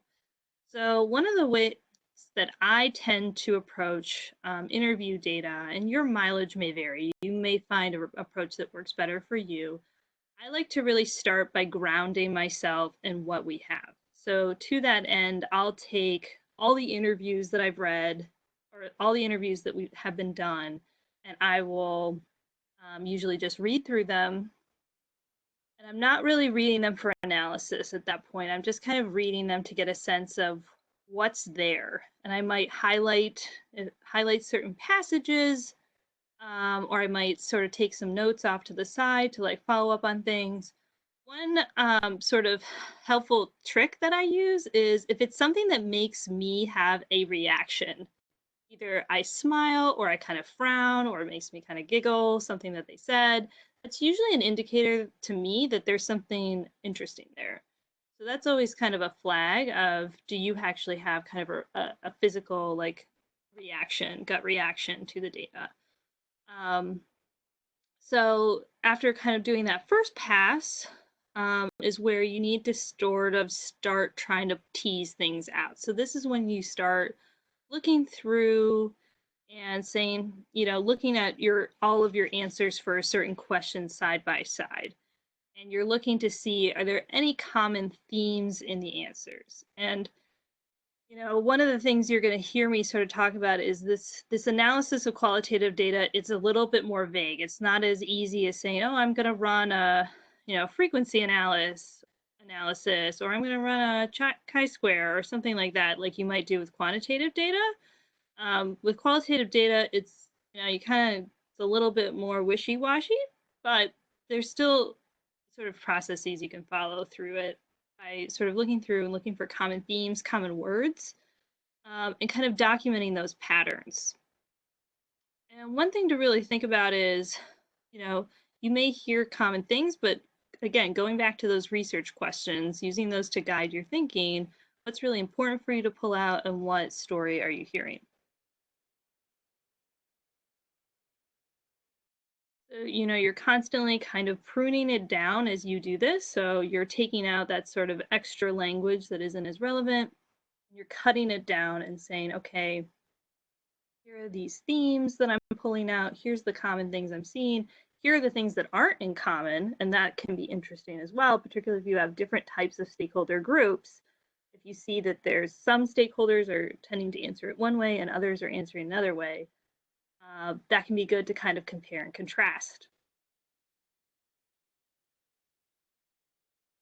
So one of the ways that you can help yourself with reducing it down is something called coding. I know a few of you had mentioned this was something you were really interested in. So despite the fact that I only have this slide, I'm going to talk verbally a little bit more about these codes. And if this starts getting confusing or you have further questions, just pop them into the chat as we go. But there's two types really of coding schemes that you can do. And you can do this through a few different things. You can use really, robust qualitative analysis tools like Atlas TI or other types of things, or you could just use plain old Excel. It really depends on how far you want to go and how many interviews or focus groups you're looking at. But deductive codes are codes that you, as the evaluator, apply to your data. So what I mean by that is, let's say we were doing a project where we were trying to understand satisfaction, perhaps. We were asking questions about, where we wanted to maybe see if they had positive responses to things. So you could do a deductive code that's based on positive versus negative experience. Right? That could be a code that you apply to your data. And or you could do something like coding based on where they were in the library, where they did it, what area did they do. Again, it's going back to your research questions, taking specific topics that you need to answer those questions, and then sorting your data according to those themes. So one way you could do this is create a list called a code book of all of these potential codes. And I really would recommend starting small and going large if you're going to do deductive codes. You might have to pass through your data a couple of times. And maybe you put your transcripts into Excel. So you've got, your each question could be one column potentially with all the different answers text below. And then you could have different columns going to the right that have all your code topics at the top, and you could be, putting a 1 so that it could add up your codes or something like that off to the side. That makes sense. So you can kind of turn your qualitative data into something that you can analyze quantitatively with these codes. But you've got prescriptive codes. That's kind of what deductive coding is. Inductive codes is the reverse of that.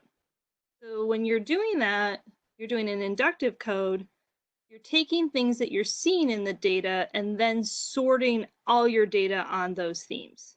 So on the reverse of that is, I could see, maybe there's a common word that people are using or a common experience that people reference in your interview data.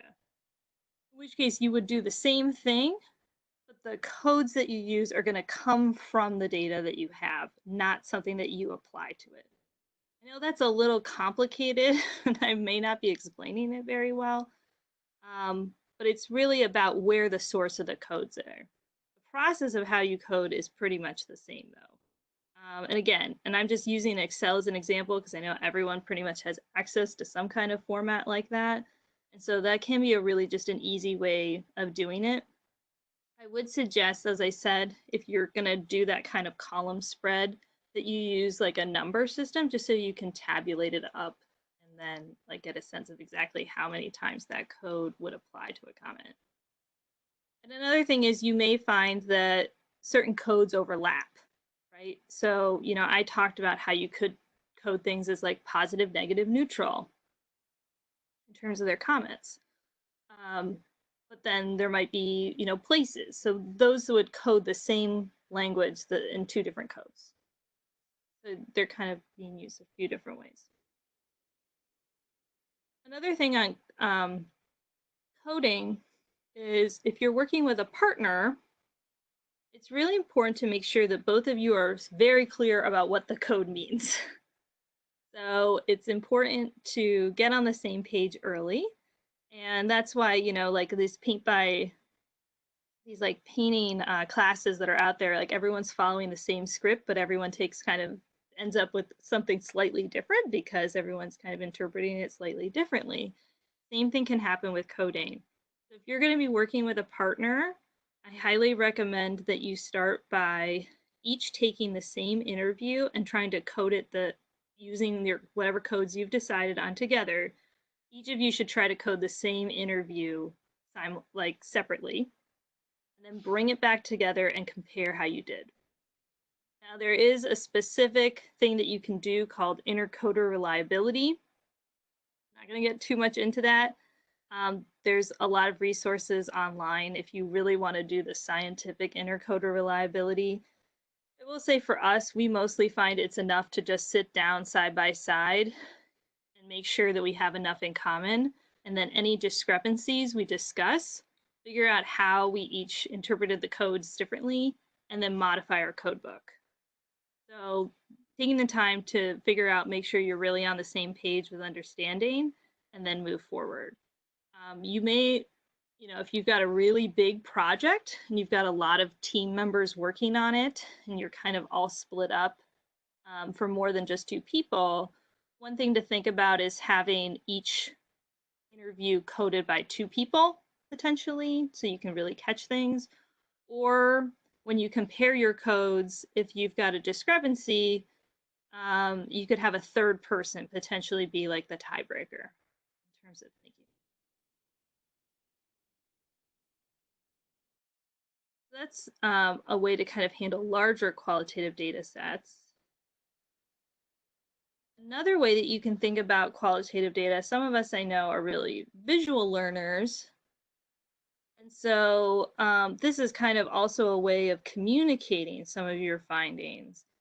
Thinking about ways to make the words a little bit more visual. So some different ways that you can do that.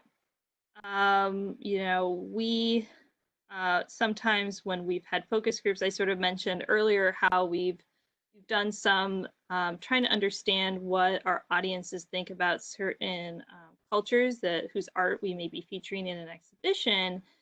And one of the ways that we try to pull that data together is actually using the words that people use, tossing it into Google image search, pulling some of those common images and kind of pulling it together as almost like this very qualitative mood board of sorts, which can be helpful in sort of, helping communicate what the perception is by people about a certain topic. So that can be helpful with certain applications. There's also, the word cloud, is another way of pulling things together. It's been around for a while, but it still can be helpful in sort of, even if you don't end up using it in a presentation, it can be helpful for you when you're thinking about your codes. So going back to what we were talking about earlier, if you toss some of your interviews or some of the your notes into a word cloud maker, it kind of does the work of finding common words for you. So it'll come up with things, and then you can kind of look at it and sort of think about how that might be able to help you with developing your code book.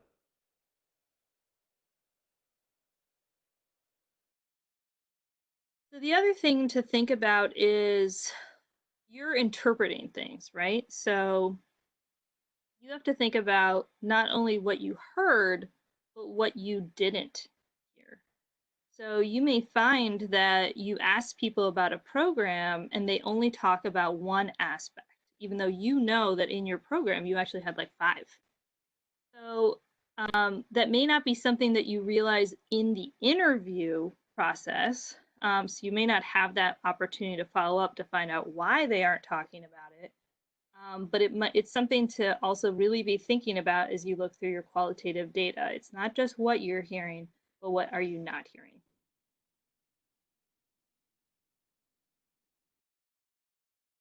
So continuing on a little bit in thinking about asking like how you present this data, feel free to, we're going to talk of a longer Q&A session coming up, so we can definitely tackle lots of questions about analysis. So if you have any burning questions right now, feel free to put in the chat before you forget. But this is also a part of your analysis process, is thinking about the end result. So, you know, it's possible that you're only doing the research for yourself, but I would guess in a lot of cases, you're probably going to be sharing these findings with other people.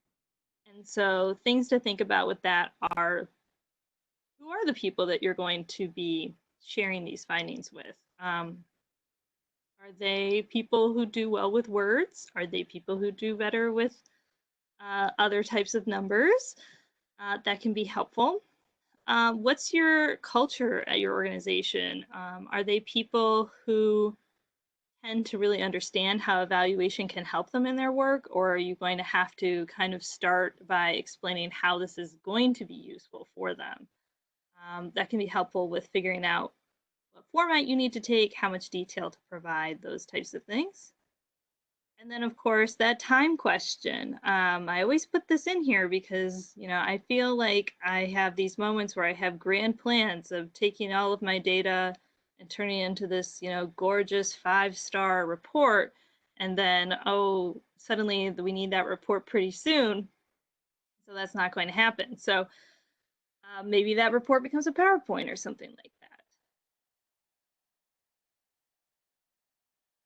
that. When you're sharing your qualitative data, I find you kind of need a mix of talking about themes, so using words to kind of talk about your common themes, things that you found from your codes, all of that. But also, it can be really helpful to include direct quotes when you can.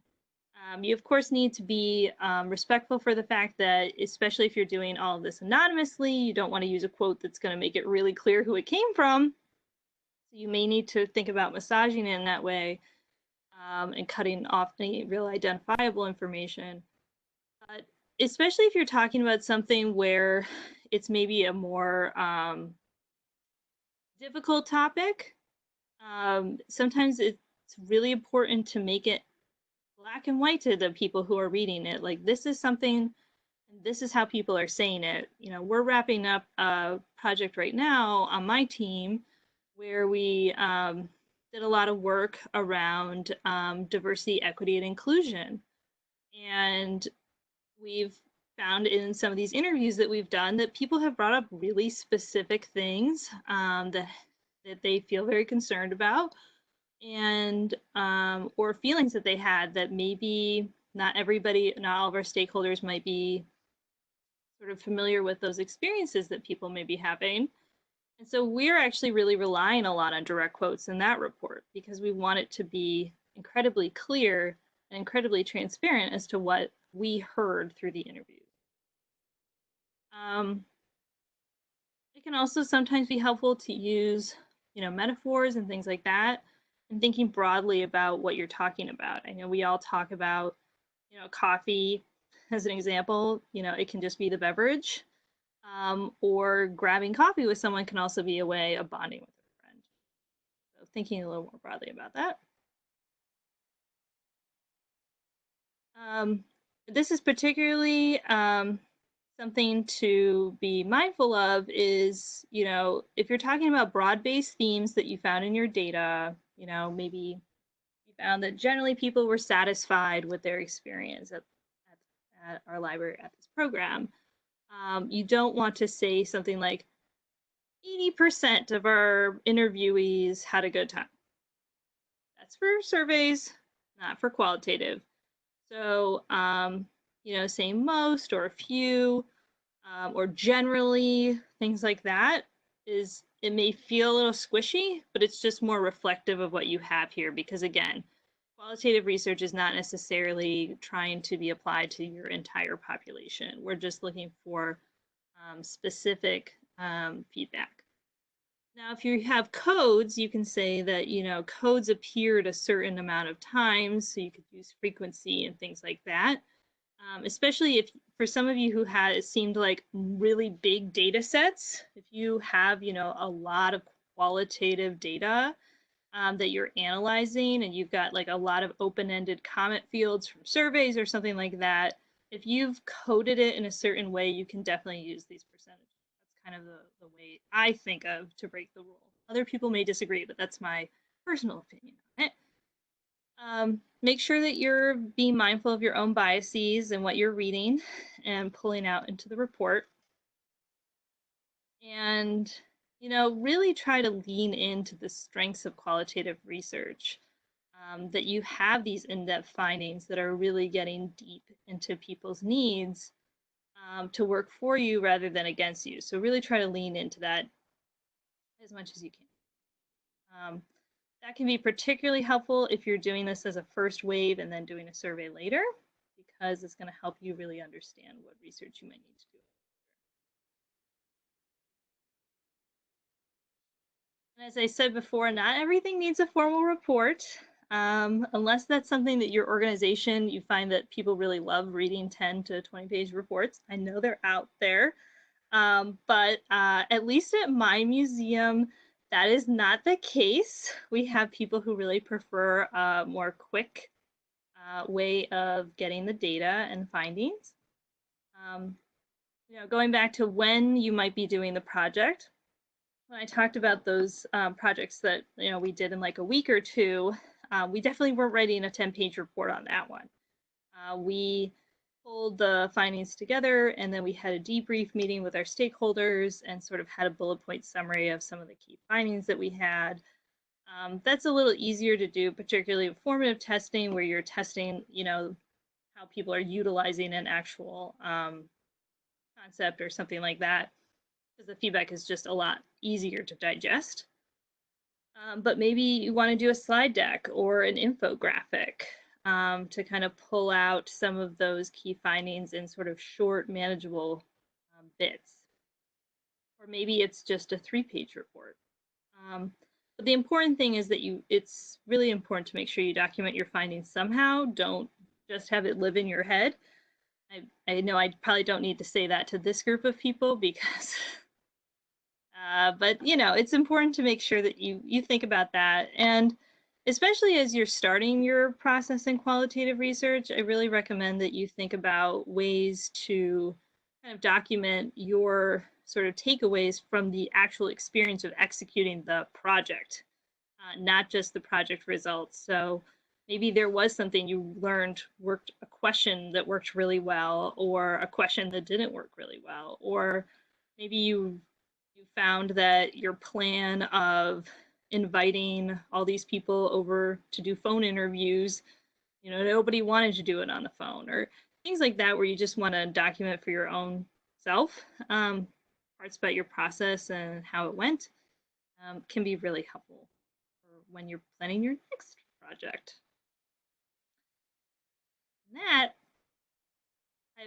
I am 3 minutes ahead of schedule, which is kind of a shocker to me. It's pretty good.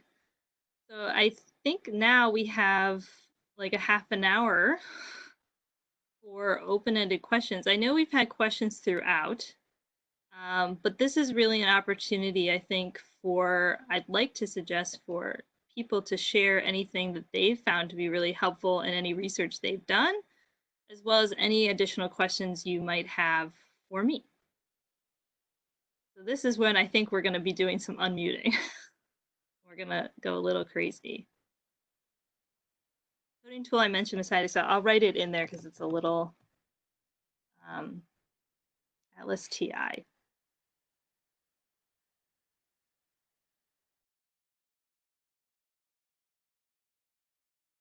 So any other questions for me or things that people want to share with each other?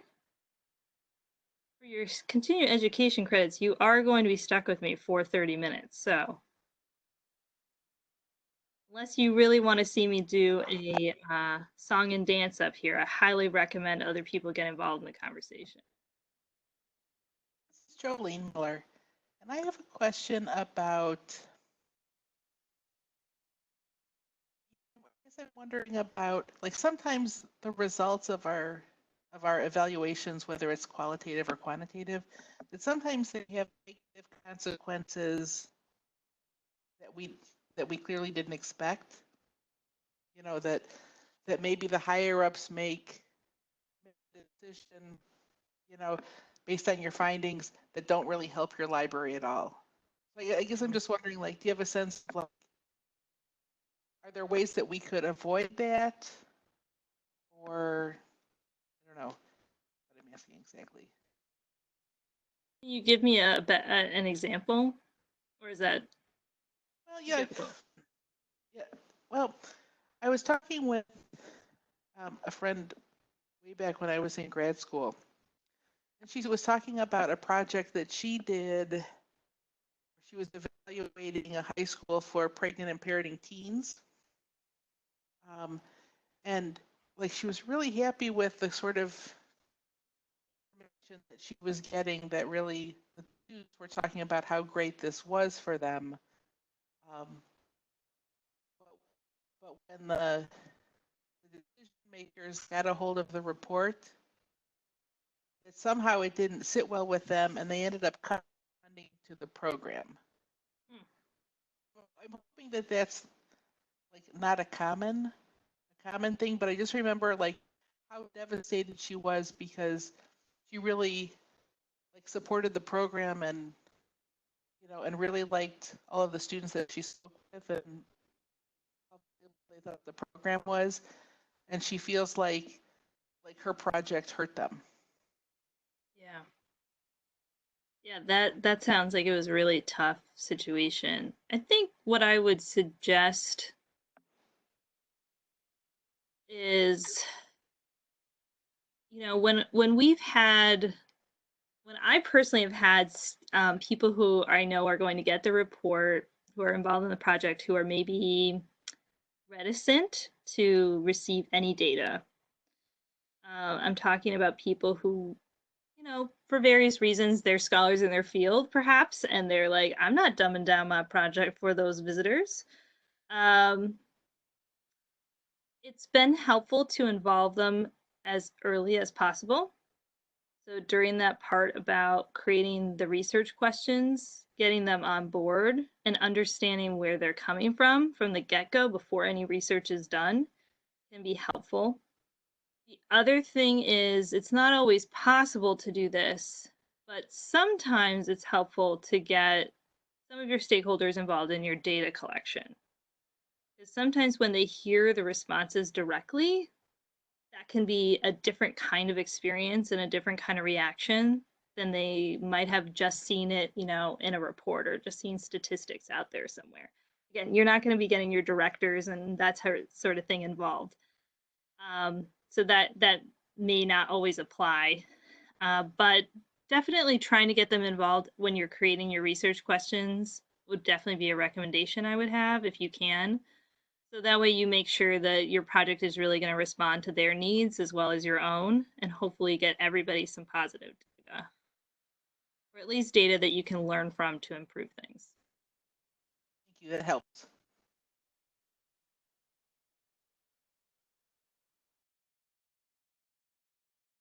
Other questions or thoughts?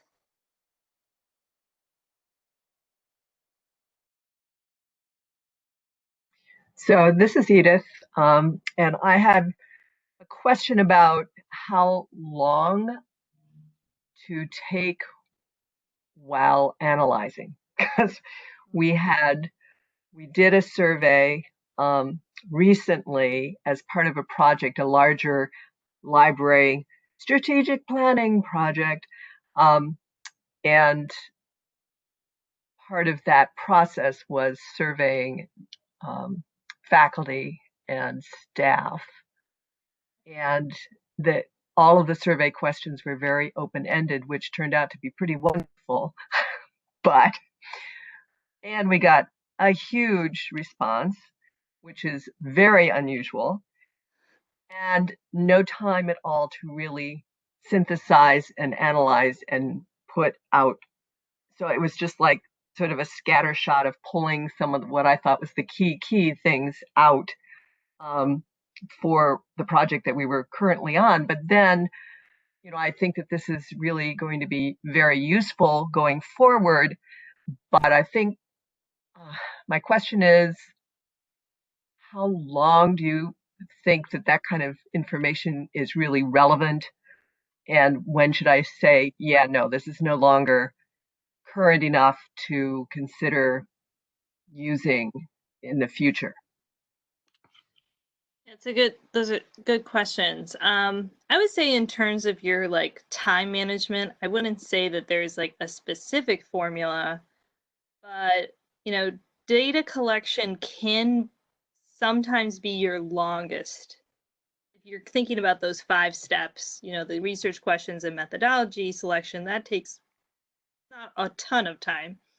Data collection for qualitative research, if you're actually doing interviews and focus groups, that can take a lot of hours because you're calling and recruiting participants, you're actually going and doing the data collection, transcribing all of it.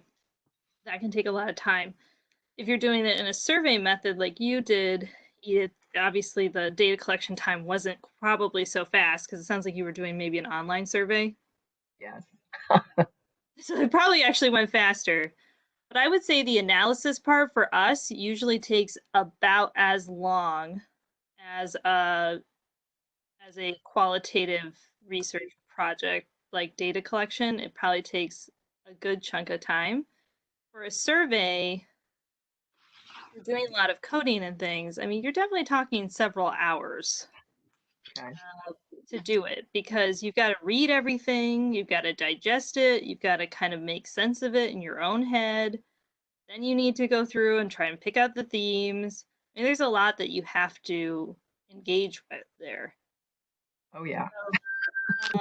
But to your question about going back to the data, that is a nice thing about these data sets is you can ask it one question sort of if you think about it that way, and then come back and ask another one later. And I would say that to answer your question about how long is it valid for, I mean, it's not valid forever, but I would think about whether you've made any changes to the program or whatever you evaluated. If you've made changes to your services, then in some ways that data might not be valid anymore. However, if you haven't made any significant changes and you think that the population you surveyed or you interviewed is probably fairly static in terms of like who it is or the types of people it is, it's probably still okay to go back to that data and look for some themes. Okay, that's helpful. I think partly the complication was that all of this was interrupted by COVID. So the process that we were going through, we got to a certain stage and then everything was disbanded, and the final pieces that were really looking at what kinds of services, et cetera, we were going to change, and or whatever, was interrupted. And who knows how relevant it's going to be now when we head back. So thank you, though. That does help. It kind of, I mean, we're in a very unusual situation. So I suspect that some of the aspects will still be relevant for a while, but I think things will be changing in terms of how we actually offer services and so forth. So, it could be that other parts of it will not be at all relevant. Yeah, totally. And, we're in the museum industry, we're having these same questions. We have years of data on visitor motivations and what they look for in museums and all of that. And it's like, oh, we're going to be in a post-COVID world. Eventually, are those things still going to apply? Yeah. And we don't really know yet. But I'm hopeful that some of these things are, significant or standard enough that they'll still be needs or desires of people when we get back. Yeah. Wherever we're going in the future. Yeah, me too. Thank you very much. All right, I see we've got two questions in the chat, so I'm going to tackle those. We have which kind of incentives work best? Any recommendations or tips?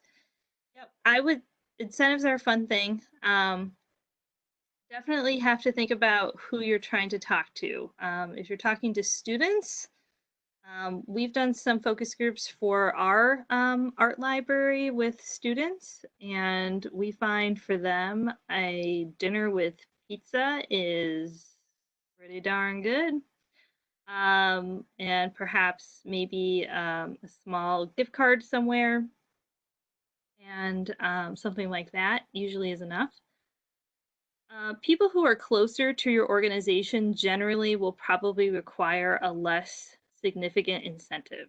So if it's people who, if you're talking to like your heavy users or something like that, or people who you work with pretty closely, they may be willing to give you more feedback just because they're already invested in your organization. And so something like, a $5 Starbucks card or something like that might be just fine.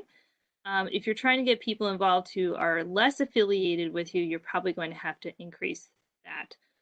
For that DEI project that we're wrapping up right now, we were talking to interns and graduate fellows who had participated in programs that we had held at our site. Lebanese food, that sounds good. And for them, we did a $20 gift card to Amazon. So it doesn't have to be super expensive. When we do our on-site interviews, sometimes we give people a mug. People really tend to like that, a nice art mug. So you can kind of be creative in thinking about it. The place where you're probably going to spend the most is if you do a focus group. If you go to a focus group facility, they generally have a minimum that the participants have to be paid, and that is usually in cash. For us, usually, we're talking $50 to $100, depending on what types of people we're talking about to get them to do a focus group. If you have to go outsourcing for focus groups, that is definitely going to be your most expensive thing that you have to do, because you have to pay the facility, although they do all the recruiting and management for you, which is really nice, and then the incentives on top of it. If you're having people come into your space and doing a focus group there, generally it's always good to provide a meal if you can, or snacks at least of some kind. But then something that's kind of just commensurate for the time commitment that you're asking them to do. Something that's a 15-minute interview is going to be a less of a lift than asking someone to come for 2 hours. So just kind of keep that in mind. And I'm going to answer Charlotte's question before I go back up to Dawn's. For qualitative research, it is something you should offer to every participant because you've got a smaller group. For surveys, we tend to do the drawing model, where you complete a survey and then you can enter your information for a chance to win something. And that might be a $100 gift card or a $50 gift card or something like that. Well, Don, I mean, it never makes anyone sad to feed them. But what we find with the incentives is it helps get those people who are in the middle, right? So your people who are super passionate, either in a positive or a negative way, they're going to sign up right away because they just want to give their opinion. Incentives might be able to get your those people who are kind of more middle of the road to participate. Sometimes it helps with that. And then Don also asked a question about sample sizes. How do we know whether we've got enough input or interviewed enough people to have meaningful results? Like I said, we tend to stick to around 10 to 15 interviews when we're doing a project, and focus groups, we may have, if you have 8 to 10 people per group, you might be talking maybe 30 people across 3 different sessions. However, there's like 2 real important factors here. One is your population. So if you all are dealing with a faculty population that's pretty small, you could theoretically interview your entire population, right? If you're just talking about one department. Or it could be that you're taking a handful of people from a variety of departments. We also need to be sure to make sure that you've got you're kind of hearing different things from different people. But when you get to a point where you're starting to kind of hear the same thing, that can be a signal to stop. To some degree, you're gonna have to just really pay attention to what you're hearing and kind of go increase or decrease based on that. Not as clean a formula as a survey. With a survey, you're talking, you want at least 50 to 100 people to complete your survey. Again, depending on your size of your population. You can also, there's a lot of calculators online for survey size, survey sample size, where you can put in how many people is in your population, and then it will give you a specific number that you should try to reach for your survey. And then if you're going to be like slicing and dicing it, like if you're comparing users and non-users, you need to make sure you have a substantial population of them both to compare them.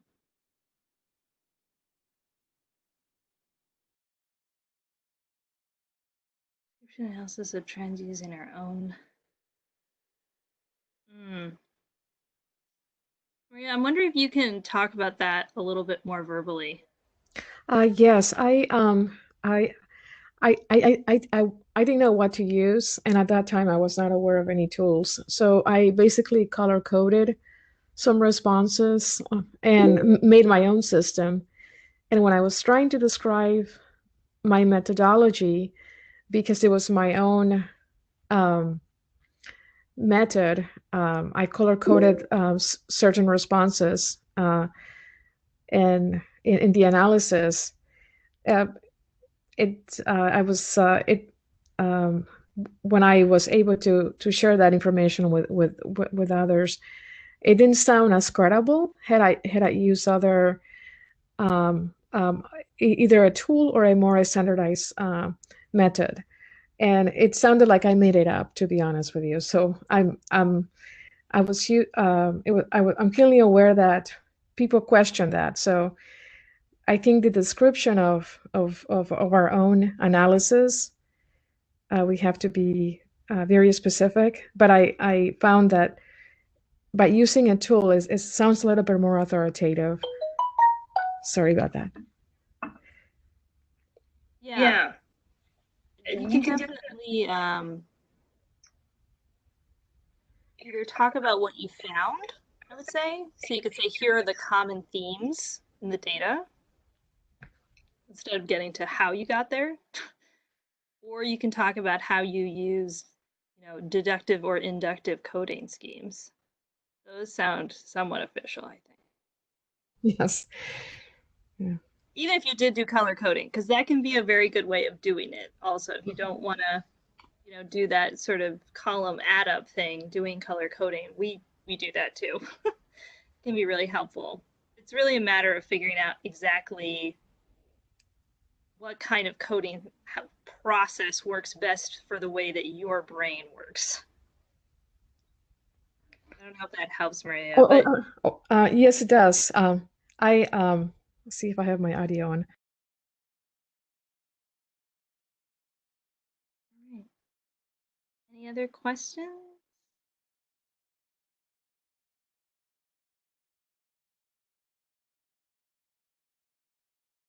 Any questions about surveys? Can't answer that. Ew.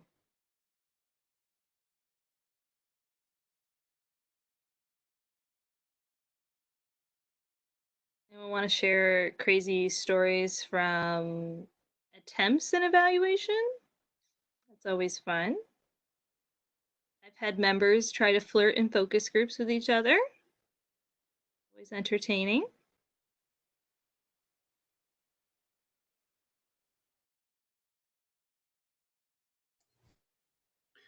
I know, Elizabeth, we had an issue. Can you hear me? We had an issue, Stevo and Liz and I, when we were all working at Mount Carmel, we had a problem with inter-rater reliability. We really didn't know we should have been like practicing evaluating the results. And it kind of became an issue in our study that we had to kind of at the end say we didn't do enough work to make sure. I think there was, as you remember, there was like 4 of us that were like grading the results. And I'll confess I was the outlier. And when we actually had somebody do our statistics for us, she said, "Oh, one of your raters like was out of line with the other 3." And she said, "It was you, Don." So I hadn't realized how important that like practicing coding, even for ours was more of a quantitative study, but that's something I wish I would have known before we started, that we really, the 4 of us should have gotten together more and kind of made sure we had the same rules for grading the responses.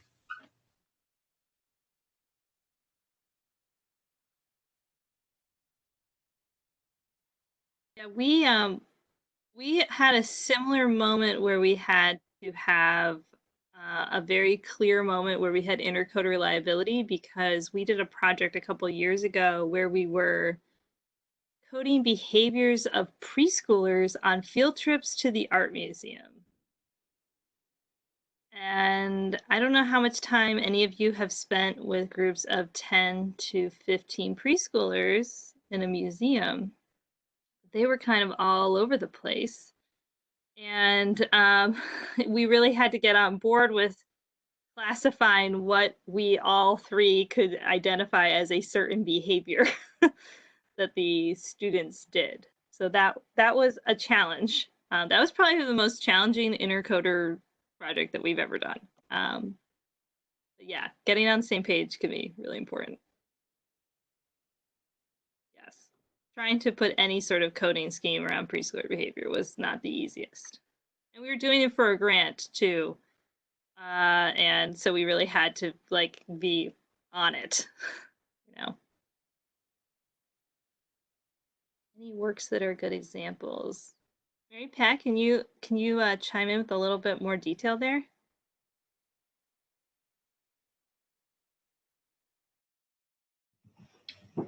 Can you hear me? Yes. Well, I'm thinking about this transcript idea, and I can't kind of like put like I can't put the concept together with a code. I mean, do you say like if you're so the thing I'm talking about is we just recently started a library chat process, and we have active transcripts for all of the transactions since, especially since the COVID-19 situations come about. And we have the feature of a canned chat. So my thought is to analyze the transcripts and find common themes, and then build a canned chat suggestion for staff around it. And I can't put together like, say like you have 15 that talk about how do I get library services, and 12 that say how do I get access from home. How do you like code those things? I don't understand. I think you just did. Oh, okay. So find classifications and assign numbers to them. Yes, exactly. That's it. All right. It's just coding and classification are 2. Yeah, you're looking for what are the common topics. So what you've sort of said there are what I would say are either inductive codes, or you could specifically say, oh, here are some specific things we're looking for in the chats, and then sort of tagging the chats that that fall under that umbrella. Okay. Does that help? So, yeah, so I'm doing it in my head. I just didn't know I was doing it. That's right. That's qualitative research in a nutshell. A lot of it's very sort of natural things that we do because we as humans try to find patterns in things. It's just putting some words and processes and parameters around it. Thank you. All right. Any other final questions? I love Qualtrics too. Use SurveyMonkey a lot as well because we have budget constraints sometimes, but Qualtrics is a really good product if you can use it.